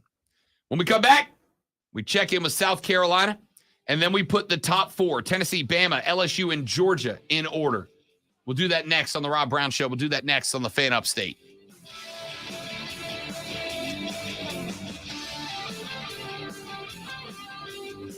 Correct. That is 100% it. Keegan said, Hugh Freeze has been redeemed. He's turned over a new leaf. It's amazing how those new leaves often come in your team's colors, huh? That was kind of mean. I mean, it could be true. He knows. I told him that. That's not a shock. No, he knows I feel that way because I'll tell him to his face. That's why we're friends, because I can tell him that to his face. All right, guys, be right back.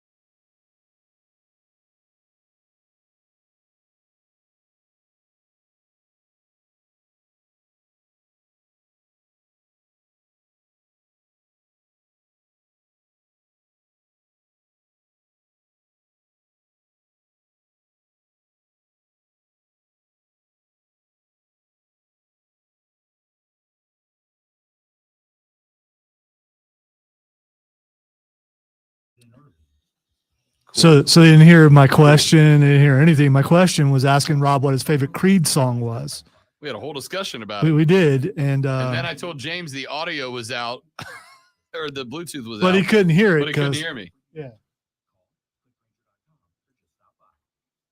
I dropped the ball on that. I should have looked quicker to make sure that everything was taken care of. I apologize. It's not very award-winning of me.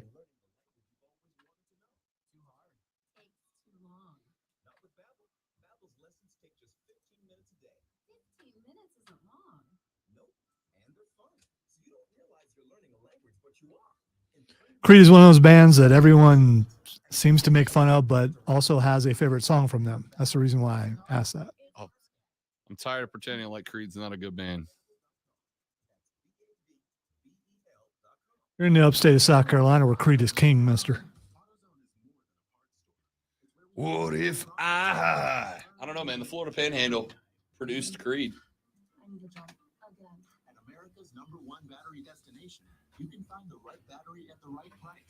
And I guess also Alter Bridge. Yes. Much better band. Need to check to see if they put anything new out lately. By the way, you know where Creed got their start in 1994? That, of course, would be Tallahassee, Florida.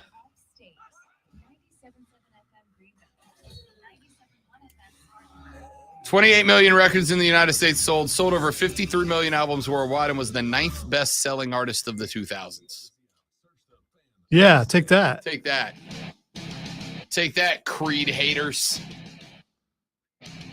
Vanderbilt, Mississippi State, UF, Mizzou, Arky, Auburn, Texas A&M, Kentucky, Ole Miss, working from the bottom up.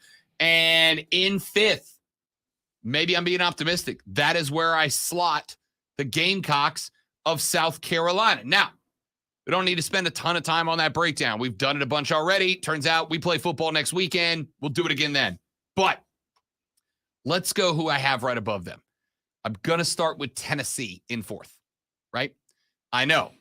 But Rob, we just beat Tennessee. I am aware. Oh, no, it wasn't that. And I don't think I would, I'll speak a little more clearly. No, I am, I'm seeing that you are also on that train that happens every year, that train that a bunch of people jump on, that train that says Clemson, not Clemson, Tennessee. You did it too. I feel better. Tennessee is coming back. They're coming back. They're back to who they were 25 years ago or whenever it was when they were good.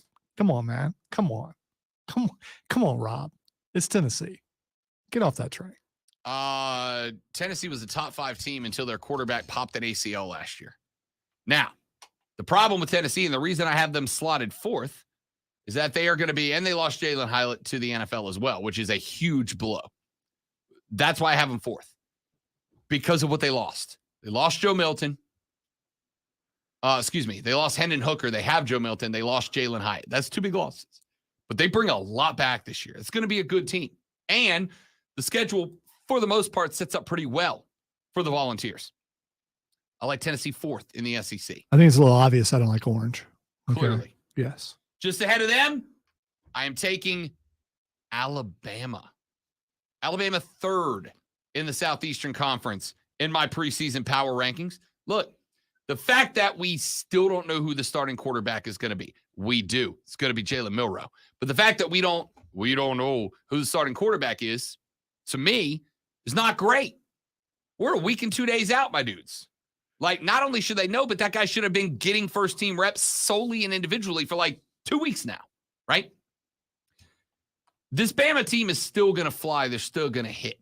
But based on the comments we've heard out of Nick Saban, it feels like Alabama's going to kind of go back to that joyless murder ball style of football that marked Nick Saban's first handful of runs at titles, right?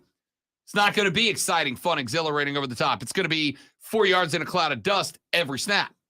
Problem is, I don't see them having the horses that they had when they were making that run how many years ago, right? Like when they were making those runs, they had ridiculous offensive lines full of eventual NFL first-round picks. I don't think they have that now.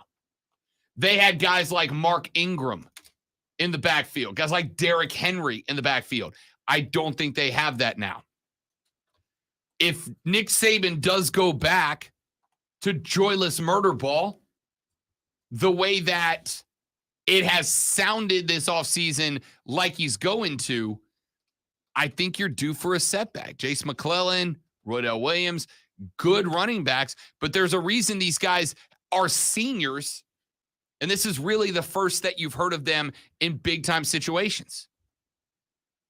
Tyler Buckner transferred in from Notre Dame. Thought he was going to be the starter. Right now, it looks like he's going to be the second string. But again, the fact that a guy that transferred out of Notre Dame showed up and had a run at the starting QB job tells me it's a long way down from Bryce Young. I think Alabama's going to find themselves in a little bit of trouble, and I think one of the games that's going to give them trouble, team number 2, all my projections, the LSU Tigers. Jaden Daniels is a dude, and he learned football last year. He learned how to play his style of football. He showed you last year how big of a threat he can be with his legs, right? Last year, Jaden Daniels led LSU in both rushing attempts and rushing yards and rushing touchdowns. That's a lot of numbers for a quarterback. Even good rushing quarterbacks usually don't lead their team in 2 of those 3, forget all 3, right? So the fact that he did that and spent this offseason learning how to run through a passing progression, that was the focus for Brian Kelly and his family. The guy's a Heisman hopeful. And defensively, LSU's going to be fast, like real fast. LSU Florida State at the beginning of the year is going to prove one of those 2 teams deserves to be a playoff caliber team, or at least called a playoff caliber team towards the end of the season. I got LSU checking in second, and surprise, surprise, the Georgia Bulldogs going for another SEC championship. That being said, I do not think Georgia is as clear-cut of a favorite this year as they're being made out to be. I think LSU and Bama will both be in Georgia's back pocket all the way through Atlanta. I do think Georgia's playing in Atlanta out of the East. Respectfully, Tennessee is not on that level yet. South Carolina's not on that level yet. Georgia will win the SEC East. But the West is going to produce either an LSU team or an Alabama team that is trial forged and is ready to go up against the dogs in Atlanta. So your SEC projected order of finish from one Rob Brown, I'm going Georgia is number 1, not a close one, not a distant one though. I got behind them in the back pocket LSU, behind them in the pocket Bama, a little bit of a drop down to Tennessee, a little bit of a drop down to South Carolina, a little bit of a drop down to Ole Miss, a little bit of a drop down to Kentucky, A&M, Auburn, and Arkansas, all in the same boat. A big drop down to Mizzou and Florida and Mississippi State, and then the final drop down to Vanderbilt in that order. Let's take a break. We'll come back. Hour number 3 goes next. The Kelsey Bros pod has been giving me content. And they talked about something that I talked about on the show on Monday. I want to run that audio for you when we come back. We'll get some baseball talk because LOL, Angel Hernandez. All that more coming up in the next hour of the Rob Brown Show in the Fan Upstate. Admittedly, I just phased out because Chris Statlander and Willow Nightingale on a roller coaster popped up on my thing, and I just was like, obviously, that does not look like Willow. I just don't. Okay.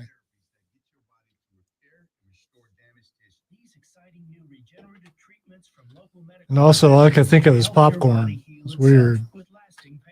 Trust me, you want to avoid surgery if you can. Check out these biologic treatments to see what your options are. QC Kinetics, restorative, regenerative solutions with no downtime, no surgery, no drugs. I'm talking about joint pain we all can relate to in your knees, your shoulders, your hips, and your lower back. They'll get you feeling good again. Get relief now. What are you waiting on? Make the call to QC Kinetics. Tell them Emmett Smith sent you.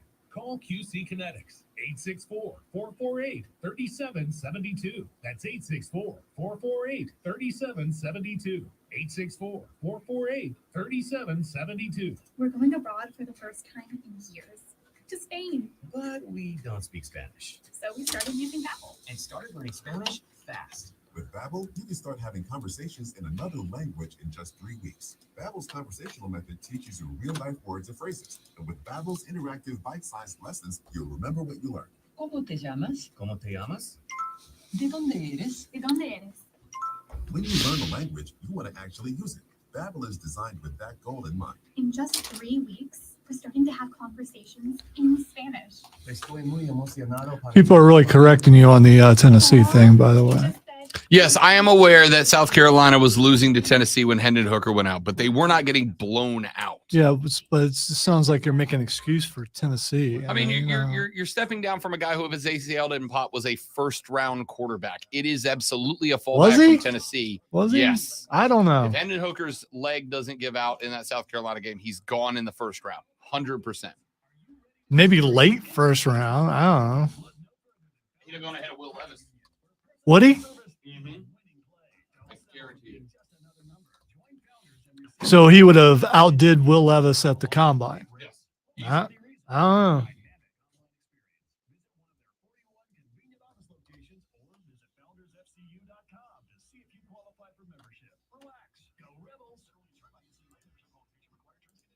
Def Leppard fans, Excitable returns to the Spinning Jenny and Greer Saturday, August 19th. That's Excitable playing all your favorite Def Leppard hits with special guest Honeywagon Saturday, August 19th. Tickets at thespinninggreer.com. Meet Bruce. Hey there. He's a busy soccer dad who's trying hard to learn the game. Go for the end zone. Whoops. Luckily, other things come easy, like banking with Chase. On a tip from his banker, he set up autosave. What if I avenge? Smart bank. What if I for an I? What up, P Digits? Autosave requires a Chase checking and savings account. Chase mobile app is available for select mobile devices. Message and data rates may apply. JP Morgan Chase Bank and a member FDIC. Every business seeks an advantage, whether it's having the best location, hiring top talent, or spotting trends before they happen. And now, the United States Postal Service can give your business a new advantage. Introducing USPS Ground Advantage. Reliable and affordable 2 to 5 day package shipping. It's the advantage you need at the price you want. Get the Ground Advantage at USPS.com/advantage. QC in the first break. United States Postal Service. Delivering for America. The nationally ranked Furman Paladins open the 2023 season on Thursday night, August 31st at Paladin Stadium against Tennessee Tech. Hi, everybody. Dan Scott, voice of the Paladins here, inviting you to join David Cobb, Marcus McMorris, Tom Van Hoy, and me as we bring you. Say that again. I'm sorry. I heard you say a thing, and it just. I feel. I was reading a boss email. I feel awesome that you at least acknowledge that. I acknowledge that you yeah. said a thing. I just did not hear what it was. QC in the first break. QC in the first break. Beautiful. I feel special now because it was acknowledged, and you know.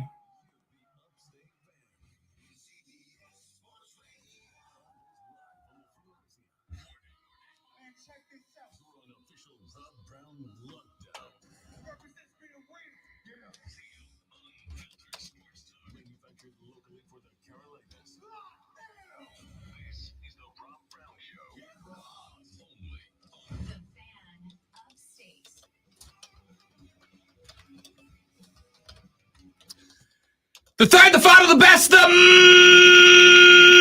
money hour of the Rob Brown Show goes now, ladies and gentlemen. This is the Fan Upstate. Welcome back, y'all. Howdy.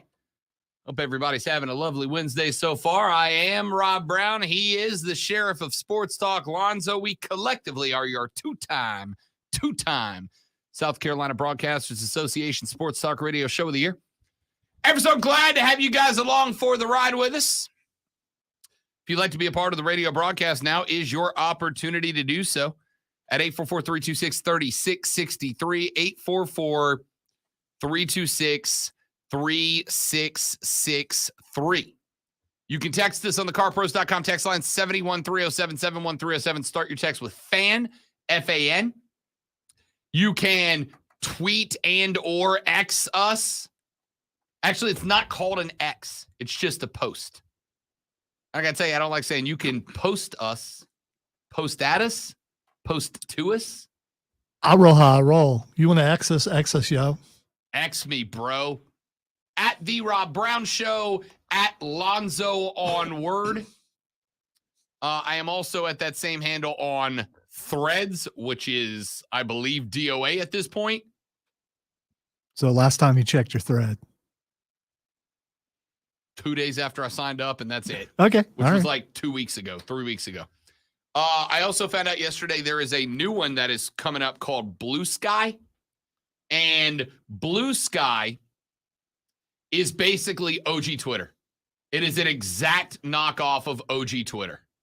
Okay, so I don't understand how it's any different than what X is. You explain to me the difference between what X is now and what Twitter used to be. It does not manipulate the algorithm. It does not limit who you can view. It does not set preferences for people who are subscribed to show up. And Mr. Free Speech, it doesn't throttle websites from sources that it doesn't like, as Elon is doing to the New York Times right now. Bang! Hypocrite. All right. Got him. You can prove all that to me later. Deal. So what you're saying is this new thing doesn't do any of that. And you can prove that it doesn't do any of that. So far, Because they say it doesn't do any of that. So you just automatically believe people it. can go look through the code for websites. There are algorithms for every form of social media, and they all basically do the same thing. They do. No. Don't live there. Don't expect things there. Just go there and have some fun, and then, go read a book or something. Go touch grass, nerd. Yeah, there we go. All right. Let's run through some stuff. Texter on the carpros.com text line says, any messy talk? Sure. Some would say that all our talk is messy. But You know what we should talk about?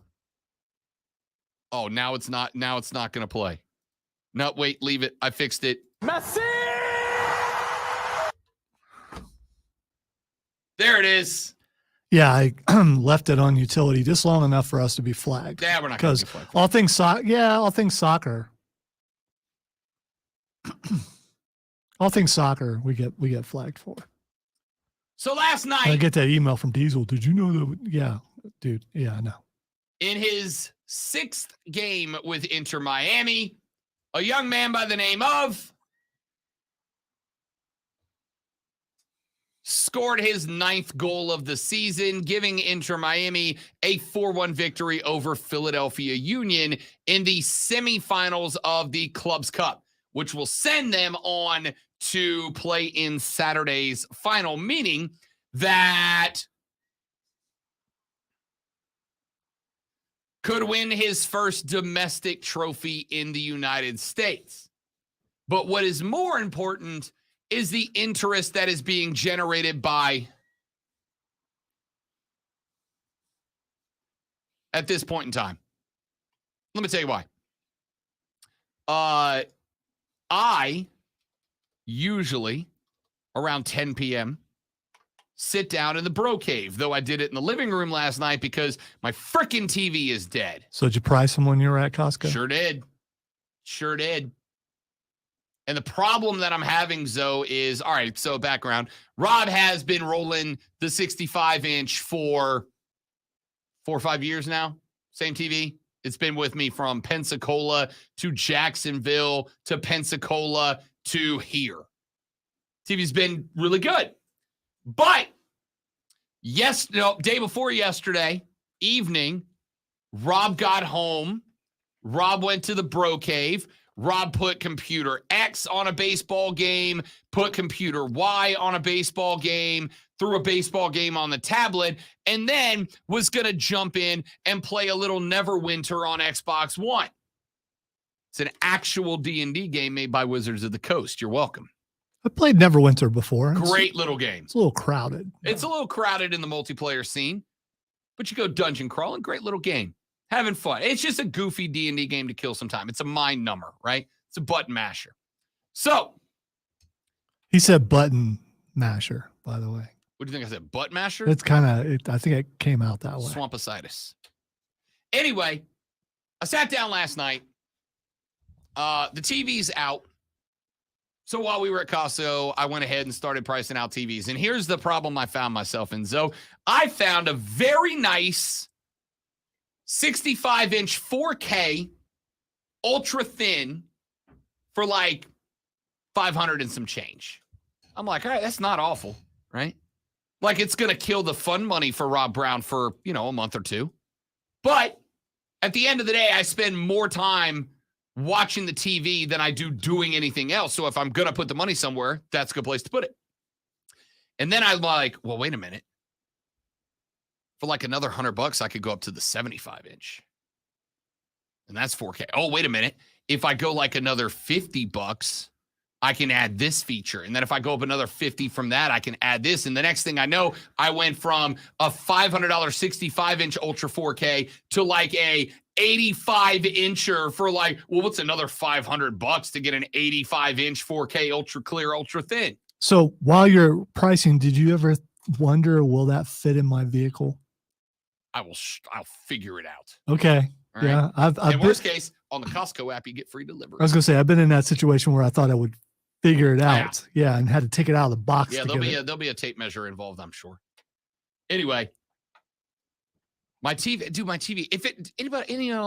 do any of y'all know televisions? Let me tell you what happened. I got an LG TV, 65-inch, been carrying it around for a while. It started on Monday. It will turn on, the screen flickers, but then the screen goes off. Not the back, like I thought it was the backlight. I'm like, I'm fixing backlight. It's not the backlight because the screen is entirely off, right? But the TV's on. You can hear the sounds from the Xbox, right? I checked the sound by casting my Spotify onto it. It's playing the music. It's just that the screen is broken, right? Somebody said it's like, oh, you just got to replace the board. Oh, yeah, no, I know how to do that. I know someone who might. So do you. Did you? Yeah. Yeah. I didn't check. I didn't ask directly. I just made a big deal out of how my TV's broken and the board's out because I was like, well, if he knows how, he'll offer. No, he won't. You have to ask him. You absolutely have to ask him. Yeah, he's a radio engineer. He's not my engineer. Anyway, point is, my TV's broke. Do any of y'all know how to fix it? Because I don't. I'm screwed. I'm about to drop $600 on our new TV. Well, as we've seen, we've got some heating and air guys out there, so maybe we actually have some TV guys out there. I will say this. There is a part of me that kind of went, new TV time. Yeah, you can't help. I mean, I can't help it. Yeah, when you get I do not listen. I'm saving up for a wedding next September, right? And yet still I'm like, 75-inch? 75-inch. And if you buy it through them, they'll come to your house and install it for you. They'll hang it for you. All right, new TV is either 2 or 3 on the list of new things after vehicle, I think. I'm already done there. Yeah, so I mean, I'm not done there. I don't know for me if it's TV and then gaming console or gaming console and then TV, but you got to have the TV before you. Yeah, so I think TV is number 2. All right. Anyway, let's get back to the conversation at hand. Let's get back to 6 matches, 9 goals for Inter Miami, including leading that team to the club championship on Saturday. All right, I have another soccer novice question over here. Did he not do that in the last place he was at? That one hurts. It really does every time. It's so good. It does. Messi's done this everywhere he's been. Okay. He's doing it. It's like this. Because you make it sound like he's no. This is dominance. Outdoing his expectations. He is. Inter Miami expected goals. They expected him to be good. He is out there making and it's kind of a weird spot. It's kind of a tough spot to be in. It's kind of a tough spot to be in, Zoe, because on one hand, you expected dominance out of the best soccer player on planet Earth coming to probably the 5th best league on planet Earth. Right. Best. And that league is here, right? Correct. So is this just more proof that American soccer is not as good as European soccer? No, it's not. The fact remains that American soccer players, the ones that grow up in the system, are very good. What it proves is that our league is just not as prestigious as other leagues. Our players are on par with the best in the world, the top notch. I'm talking about the Pulisics and the Reynas of the world, the McKinneys of the world. They are top notch. That is why they are all playing in Europe, in the most prestigious leagues in the world. That's why our best are playing in the Premier League. That's why they're playing in Bundesliga, right? Because they are European quality. They are top class. The problem is the MLS cannot pay out like those top-tier leagues can, and so our American players go elsewhere, which means MLS is just a lower quality product. It's not that American soccer is bad. It's just that MLS cannot keep up with the top tier leagues, which is why I am very excited that as Messi is here, because while he is going out there and he is making it look like a D1 college player playing on a high school pitch by just decimating everybody he comes up against, on the flip side, you hope that that attracts more greatness. You hope that it attracts more European players that maybe aren't at the absolute pinnacle of the game, but are maybe just starting their step down, right? Like Zlatan Ibrahimovic, when he was with LA Galaxy, was still one of the best players in the world, but he was very clearly on the downside of his career, right? Lionel Messi is still at the top of his game, even at his age. He is still as good as anybody on planet Earth. So I would hope that maybe this starts to create a world in which more influential soccer players who are on the beginning of their backslide go, let me go to MLS, right? Keep my name on the front page for a little while. On the flip side, he's absolutely generating attention. Because last night, while it was not on my stupid broken television, I'm scrolling through the interwebs, right? I got a baseball game on one TV. I got a baseball, or on one laptop. I got the baseball game on the other laptop. I've got the tablet in hand, and I'm just scrolling. I'm hitting all my websites. I'm doing my show prep, and every single one of them had a Messi article, had a Messi game summary. And it was not like over on the right-hand side of the webpage where they list like the 15 top stories in sports, and at number 12 is a story about. It was top of the page. It was top of the page. When you went to ESPN at the very top of the page, he does it again. Scores his 9th goal in 6 games. When you went to the Fox Sports page, the top of the article was about. When you went to the CBS Sports page, Lonzo, you want to take a guess at what their primary article up last night was? Messi. All right, I'll give that a rest. I'll give that a rest. Will you? Yeah. Once you start doing it, it's hard to put it away. Everybody had Lionel Messi at the top of their page. Now, for those of you that hate soccer, that just are going to refuse to jump on board, that's fine. That's fine. It's your taste. It's your preference, right? I don't care. Because what that tells me is that this sport is growing dramatically. It just is. You don't have to like it. You do have to accept it. And I know that because at the end of the day, as Lonzo and I had the conversation earlier this week, what is the number one currency in sports broadcasting right now? Views and clicks, right? Views and clicks. It does not matter what you say. This is something that I, as a broadcaster, am having a damn difficult time digesting. What you say does not matter anymore. Just how do people react to it? That is why there are so many hot take artists out there, because at the end of the day, what is getting paid right now is not great sports analysis. What is getting paid right now is how many people can you drive to the website? How many people can you get to click that play button so we can stick a 15-minute advertisement out front of that video and they're going to sit through that 15 seconds to get to your take, right? Well, if that is the case, then those websites are always going to stick whatever the hot topic is, whatever people are clicking on, right?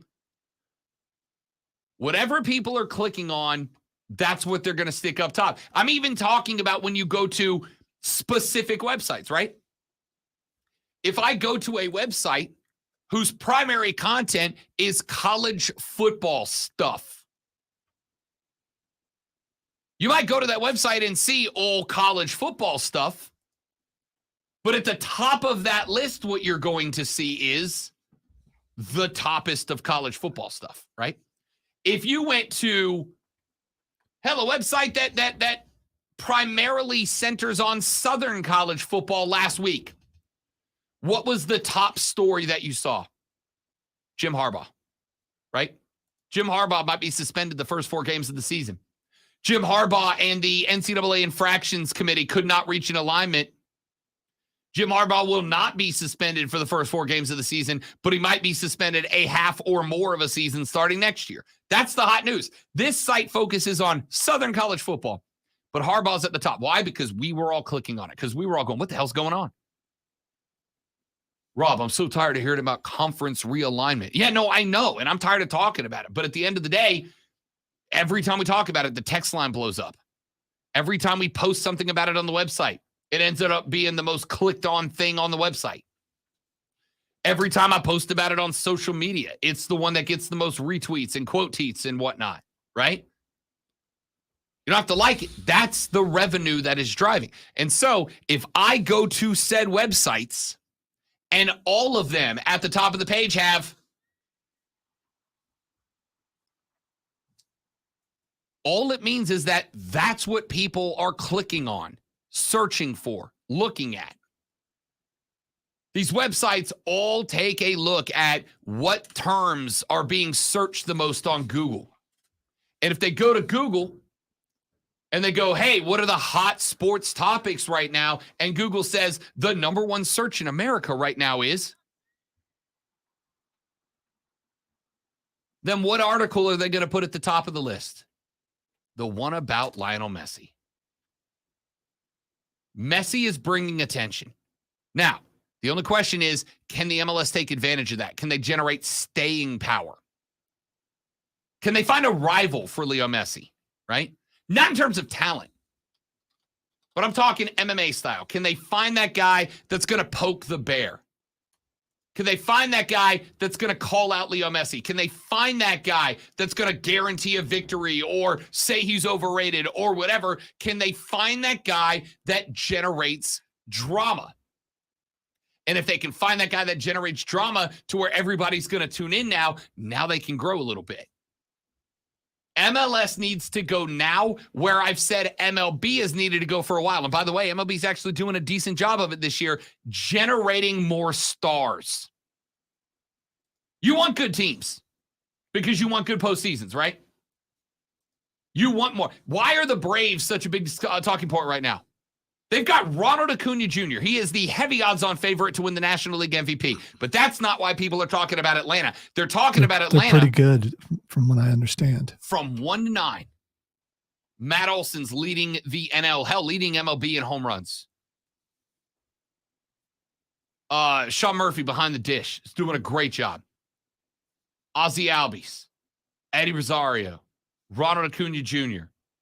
Marcelo Zuna is getting into it. They're a good team, but they have stars. We as Americans, whether we like it or not, whether we admit it or not, we have stars. We love stars. We want stars. We search stars. The reason Google is telling ESPN that the number 1 sports search right now is because he is the biggest athletic star on planet Earth right now. And he's here. So MLS has got to take advantage of that. You have got to use him as a platform. Why do you think they paid him? Why do you think they gave him a percentage of the revenue that is generated by new Apple subscriptions from people who sign up to watch MLS? Because he drives views. So the MLS is going to be silly if they do not figure out a way to generate new stars. The problem is, if you generate a star, how do you keep them? Because if you find the next Christian Pulisic, if you find the next Gio Reyna, if you find the next Weston McKennie, if you find the next guy, and they turn out to be the guy, how do you keep them here instead of going to Europe? I don't know the answer to that. Unless they get to stay here and play Lionel Messi and test themselves against a superstar who maybe they are in the backslide, but they're here, right? The biggest L that MLS has taken recently is Ronaldo. going to Saudi Arabia, which they couldn't compete with. Saudi Arabia's paying that guy $1 billion. MLS could not do that. But if the Saudis weren't in the game and Cristiano Ronaldo came to MLS, do you understand how much generation that would have? That'd be huge, right? So how do you get guys on par with Messi and Ronaldo who are maybe starting the backslide to come to MLS? And that way you can talk to American players and go, hey, yo, we know we're not Premier. We know we're not Bundesliga, La Liga, Serie A, whatever. But you are going to get to test yourself before you head over there. You get to test yourself against Leo Messi, Cristiano Ronaldo, Zlatan Ibrahimovic, etc. That's the next step. We'll see if they take it. We're moving on, right? Because my X feed is nothing but Messi now. Joey B says, per FPI, the MLS is ranked as the 16th best league in the world, roughly on par with the English second division. Yeah, no, it's a long way to go.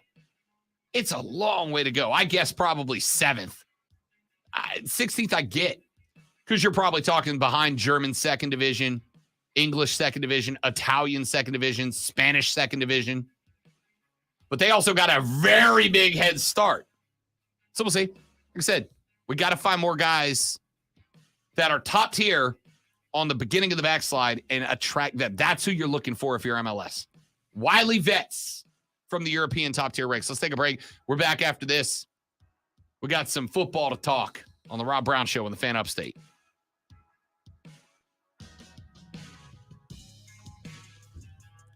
You see. All right, guys, got a live read. Stay right there. We'll be right back.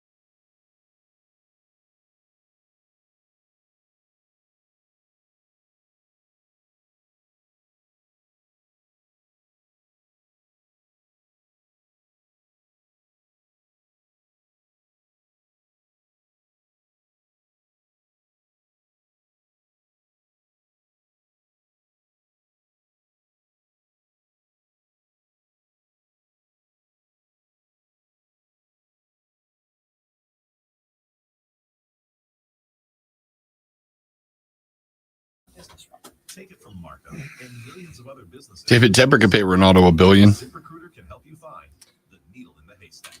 See why 4 out of 5 employers who post a job on ZipRecruiter get a quality candidate within the first day. And right now, you can try ZipRecruiter for free. That's right, free at ZipRecruiter.com/radio. That's ZipRecruiter.com/RADIO. ZipRecruiter.com/radio. ZipRecruiter, the smartest way to hire. There's nothing worse than going home from a hot day to find out that your AC unit isn't working. When this happens, you need an HVAC company you can trust. A company like Priority Heating and Air. Their HVAC specialist will give your system a thorough checkup. And if you need a new unit, Priority Heating and Air is a proud distributor of the Coleman line of HVAC systems. So keep your family or business cool this summer and give Priority Heating and Air a call today at 591-1847 or find them online at PriorityHeatingandAirHVAC.com. Priority Heating and Air. This is Rob Brown, the voice of the Burns Rebels, inviting you to join us this Saturday as the Rebels kick off their 23 season on the road at Huff High School in North Carolina. Pre-game starts at 6:30, kickoff at 7. Presented by your local Ingalls Markets and Founders Federal Credit Union. It's Burns Rebels High School football on the Fan Upstate. Sponsored by AutoZone. Get in the zone. Starting stronger starts at AutoZone, where they've got battery solutions in the form of free battery testing, free battery charging, and replacement batteries that fit your needs. That's what makes them America's #1 battery destination. Get in the zone. AutoZone. Hey, football fans, this is Cole Bryson. Are you ready for the ultimate adrenaline? So I ran into my first major boss battle yesterday. It did not go well. I gotta figure out what happened. I did like 15 points of damage on it, and suddenly it won't take any more damage. Healing spell or something? So, You can look at it and see that it's immune to all these different damages, including bludgeoning and slicing or whatever. It's weird. Slashing. That's what it's slashing.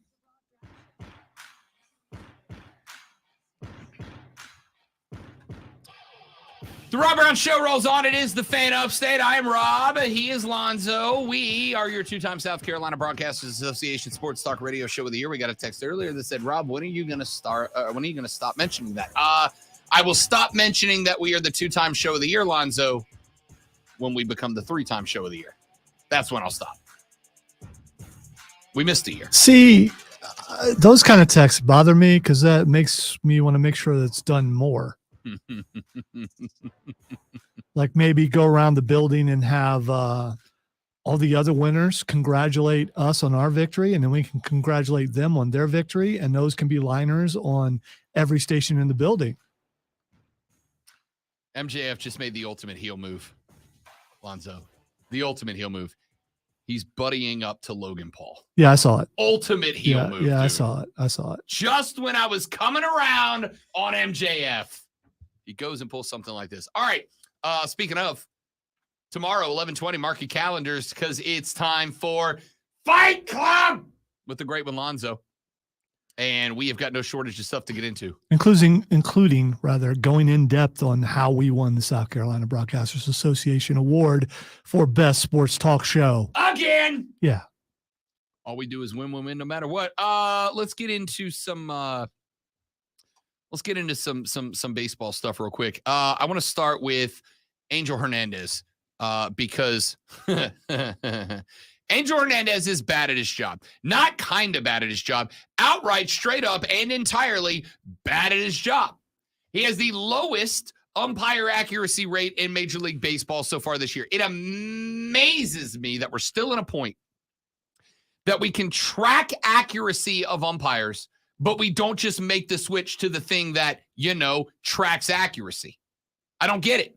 I don't get how we have a system that can track the accuracy of a job and we don't just go to that system when we know it is better and more efficient. Anyway, Angel Hernandez filed a second suit against Major League Baseball, accusing MLB of racial discrimination. It was rejected in a federal appeals court in New York yesterday, according to ESPN. This case was filed back in 2017 because Angel Hernandez spent 5 years serving as an interim crew chief. I feel like after 5 years, you can go ahead and drop the interim tag, but hey, he was an interim crew chief, and MLB did not promote him to full-time crew chief. He also has not been chosen to work the World Series. That lawsuit was dropped at one point. He filed an appeal back in June of last year. And then the 61-year-old got that claim rejected. In the appeal, he claimed that former MLB chief baseball officer Joe Torre prevented him from being promoted because he held a grudge towards Hernandez back from when Torre was the manager of the New York Yankees. The umpire's lawyer, Nicholas R. Gregiga, he has 2 G's on his name. That's Gregiga. Argued that MLB was wrong to give Torre 100% authority to make crew chief decisions. In the years after the suit was filed, Hernandez also accused MLB umpiring executive Randy Marsh, yes, that is his name, of, excuse me, making disturbing racial comments, while MLB claimed that Hernandez once improperly eavesdropped on one of the league's calls. Hernandez lost that case in 2021 when the judge said, a federal judge, said that MLB made a compelling case that Torre had reason to believe Hernandez is, quote, from a Yahoo Sports article, simply not a good enough umpire to deserve a promotion, end quote. And that is correct. He made a claim that MLB manipulated internal evaluations against minority umpires. The Second U.S. Court of Appeals in Manhattan rejected that argument in a unanimous 3-0 decision. Basically, what happened, for those of you that don't know the backstory, is that Angel Hernandez accused MLB of discriminating against him and other Latino umpires, preventing them from becoming crew chiefs and calling World Series, which, if there was evidence to back that up, is a claim I would absolutely jump on the back of. I absolutely believe racial discrimination is real in a lot of employment situations. Except for that Major League Baseball came to court with 2 big papers. One of them was the list of Latino umpires that had been promoted to crew chief, and it was not short. And the second one was a list of all the times that Angel Hernandez had been bad at his job. And they unrolled that like Jericho unrolled the list of 1,000 holds. Just rolled across the court floor, I'm sure. Anyway, he's so bad at his job that a federal appeals court judge looked at him and went, no, they pretty much proved you're awful at your job. They pretty much proved you are too bad at your job to give a managerial position to. Now, I do not understand. Scratch that. I know exactly why. But Angel Hernandez gets to keep his job because of the Baseball Umpires Union, right? We talked about this with the Players Association before. Unions have to ask for 100 so that they get 70, right? Unions are always going to go above and beyond in their ask. It's negotiating 101. You're always going to go well past what you want in your ask so that you hope the walk back is to what you want. So they're not going to allow Major League Baseball to fire Angel Hernandez because that becomes the platform to fire other union members within that group. I get that. I understand that. I don't like it. I do love that MLB was able to go in front of a judge and prove that Angel Hernandez is so bad at his job that they just immediately throw out every court case he's brought against his employer. Right? Angel Hernandez, by the way, in his last time out behind the plate, was calling a game in the Yankees-Marlins game that was the 13th, 3 days ago, so the 13th of August. Angel Hernandez missed 15 calls in that game. He was the day's lowest-rated umpire according to Umpire Auditor. He remains dead last in correct call rate this season. It was so bad that even the play-by-play guys were calling out how awful some of the calls were. Even the play-by-play guys were straight up saying that was not a strike. That was a bad call. That was like they were calling that is not a strike when their pitcher was throwing the ball. That's how bad that call was. But the good news for Angel Hernandez is that he is now not alone. In a game last night, Boston's Justin Turner was at the dish. Justin Turner was in a spot where he had stayed alive for 9 pitches. When you get to a double-digit at-bat in the pitch count, you've done a good job. Even if you take a K, you did a good job because you're running up the pitch count, right? Most pitchers are going to check out between 85 and 95 pitches thrown. Rarely you're going to see a guy go 95 to 101, 102. Very rarely you're going to see a guy go like 103 to 108, but that's it. So if you can work a 10-pitch AB, you have in one at-bat eaten up 10+% of that pitcher's pitch count for the day. That's good news. It means you're getting into the middle relievers. You're getting into the bullpen guys faster. And that's what you're looking for unless they're going to trot out like a Kenley Jensen. Anyway, Bruce Dreckman was behind the dish. Bruce Dreckman was calling balls and strikes. Bruce Dreckman made maybe the most egregious call of all time. It was so bad that even the play-by-play guys started going in.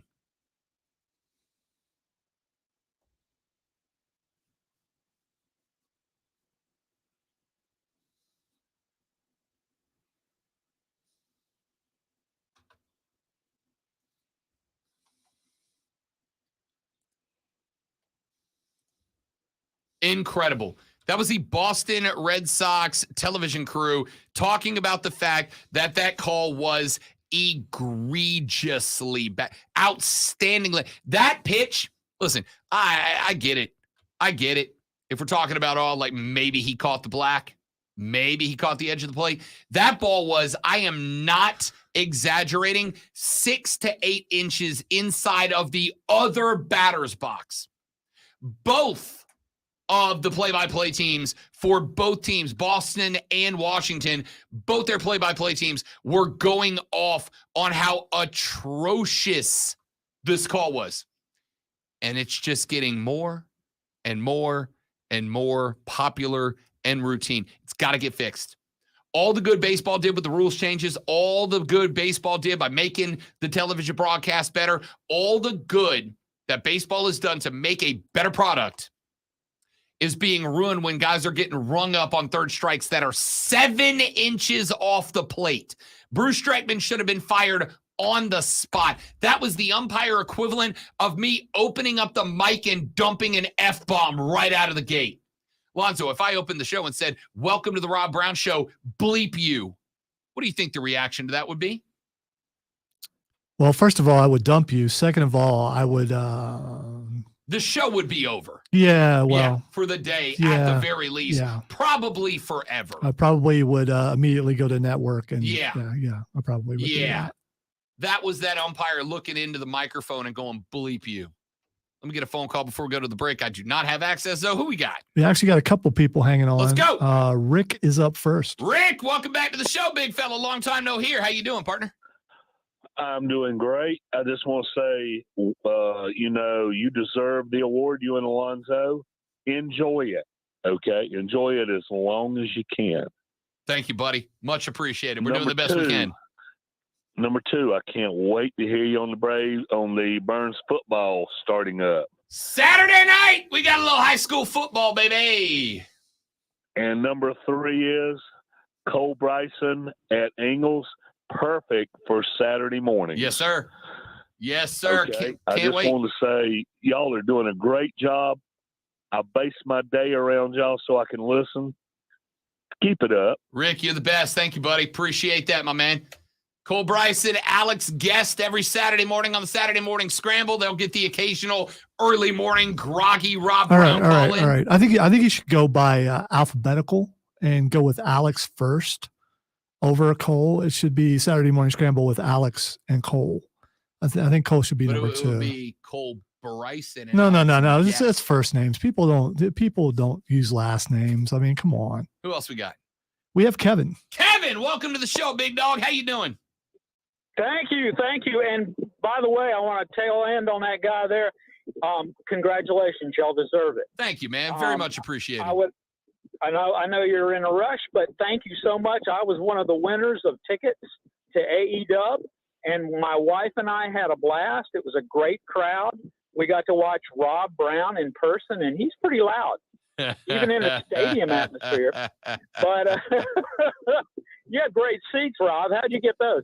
But I know a guy who knows a guy. That's all I'm going to say. Well, the only bummer was when they put the cardboard sign in front of you, wasn't it? But you got a great picture off of that. So that was cool. Dude, it was a good show. I had a good time. I'll just leave it at I had a great time. The umpire situation. When are they going to make a decision and go to automated umpiring? I see it as a no-brainer. Who's involved in that decision process? And why is it every time I look at sports, Angel Hernandez is making bad calls? Because he sucks. Thank you, guys. Congratulations again. Kevin, Talk thank about you, it buddy. all you want. I appreciate it, man. Good man. It's because he's bad at his job. Like, real bad at his job. Yes. Skynet says it's a strike. Skynet says it's the ball. We got to take a break. We're back to wrap this thing up on the Rob Brown Show on the Fan Upstate.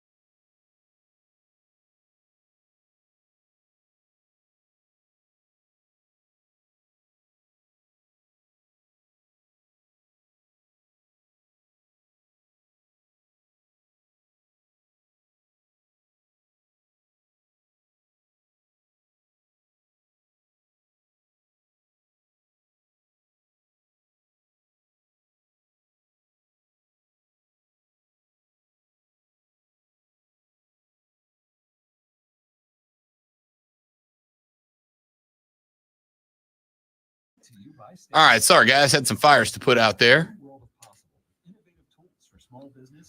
Hey, I'm Rob Brown. Bleep, you would put butts in the seats. Yes, it would. The seats would not be available for another ever. Upstate, 97.7 FM Greenville, 97.1 FM Spartanburg.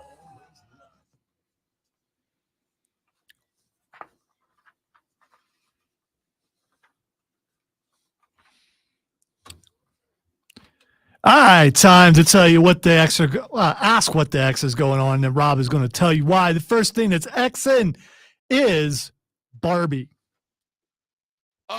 So Barbie continues to be a ridiculously profitable movie, maybe the most profitable movie since I don't know. It is absolutely shattering records. It has also led to unlimited quantities of parodies and memes and all that.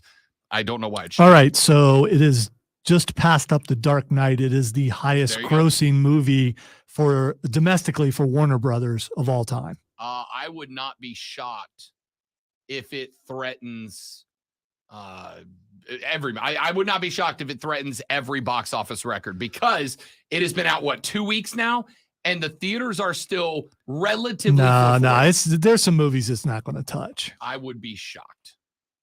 Scratch that. I would not be shocked if it threatens the top spot all time.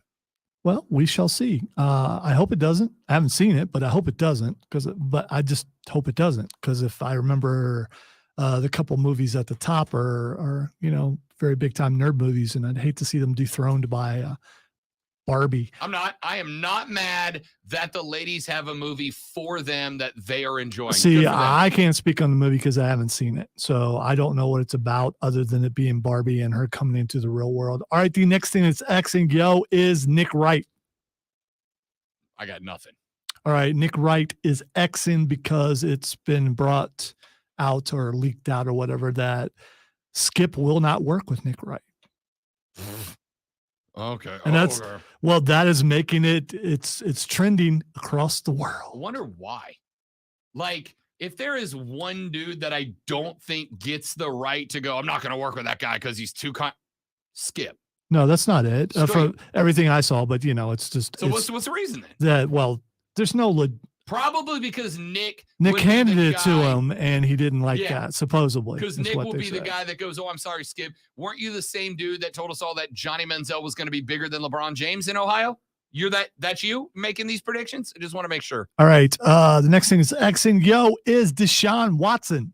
I got nothing on Deshaun either, other than he better get it together this year. He is, from everything I saw, the reason why he's trending is because he's not doing well in practice either. Yeah, Deshaun's not look good right now. Now, again, it's preseason, it's practice, but the excuse of he hasn't played football in X amount of months is not a valid one anymore. That is true. And finally, the last thing that's Xing, and we could take a little bit on this, is Lacey Evans. So Lacey Evans last night changed her social media handle to former WWE star known as Lacey Evans, and changed her handle back to her real name. She also sent out a not so cryptic tweet that said, at the stroke of midnight, you will now refer to me as, and pasted her real name there as well. So it appears that friend of the show, Lacey Evans, is no longer. All right, let me stop you there. Let me stop you there. Out of all the wrestlers and guests we've had on who were friends of the show, Lacey Evans, not a friend of the show. She just destroyed us the entire time. I mean, I would say former guest of the show, Lacey Evans. No, that was ask two questions, and then she just went off. Yeah, she did, which was amazing, but that doesn't make her a friend, I don't think. Yeah, I wasn't mad about it at all. So she's done with WWE, it would appear, which is, I'm sorry to say, it's fine. And I'm not happy with it. Doesn't appear she lost the job, but apparently she quit. I don't revel in people losing their jobs, but there are some times when you go, it just wasn't for you. That job was not for you. She had multiple chances, multiple opportunities, and just was never able to capitalize. Who knows? Maybe she can go off and do a Cody Rhodes and find herself and return someday and be what people thought she could be. Whoa! That's it for us, ladies and gentlemen. Another one in the books. Thanks for hanging out. Thanks for listening. We appreciate it. We'll see you back here tomorrow. Don't drink drive. I'll punch you in the face. We'll try to do it better on the Thursday edition of the Rob Brown Show in the Fan Upstate. Later. Yeah.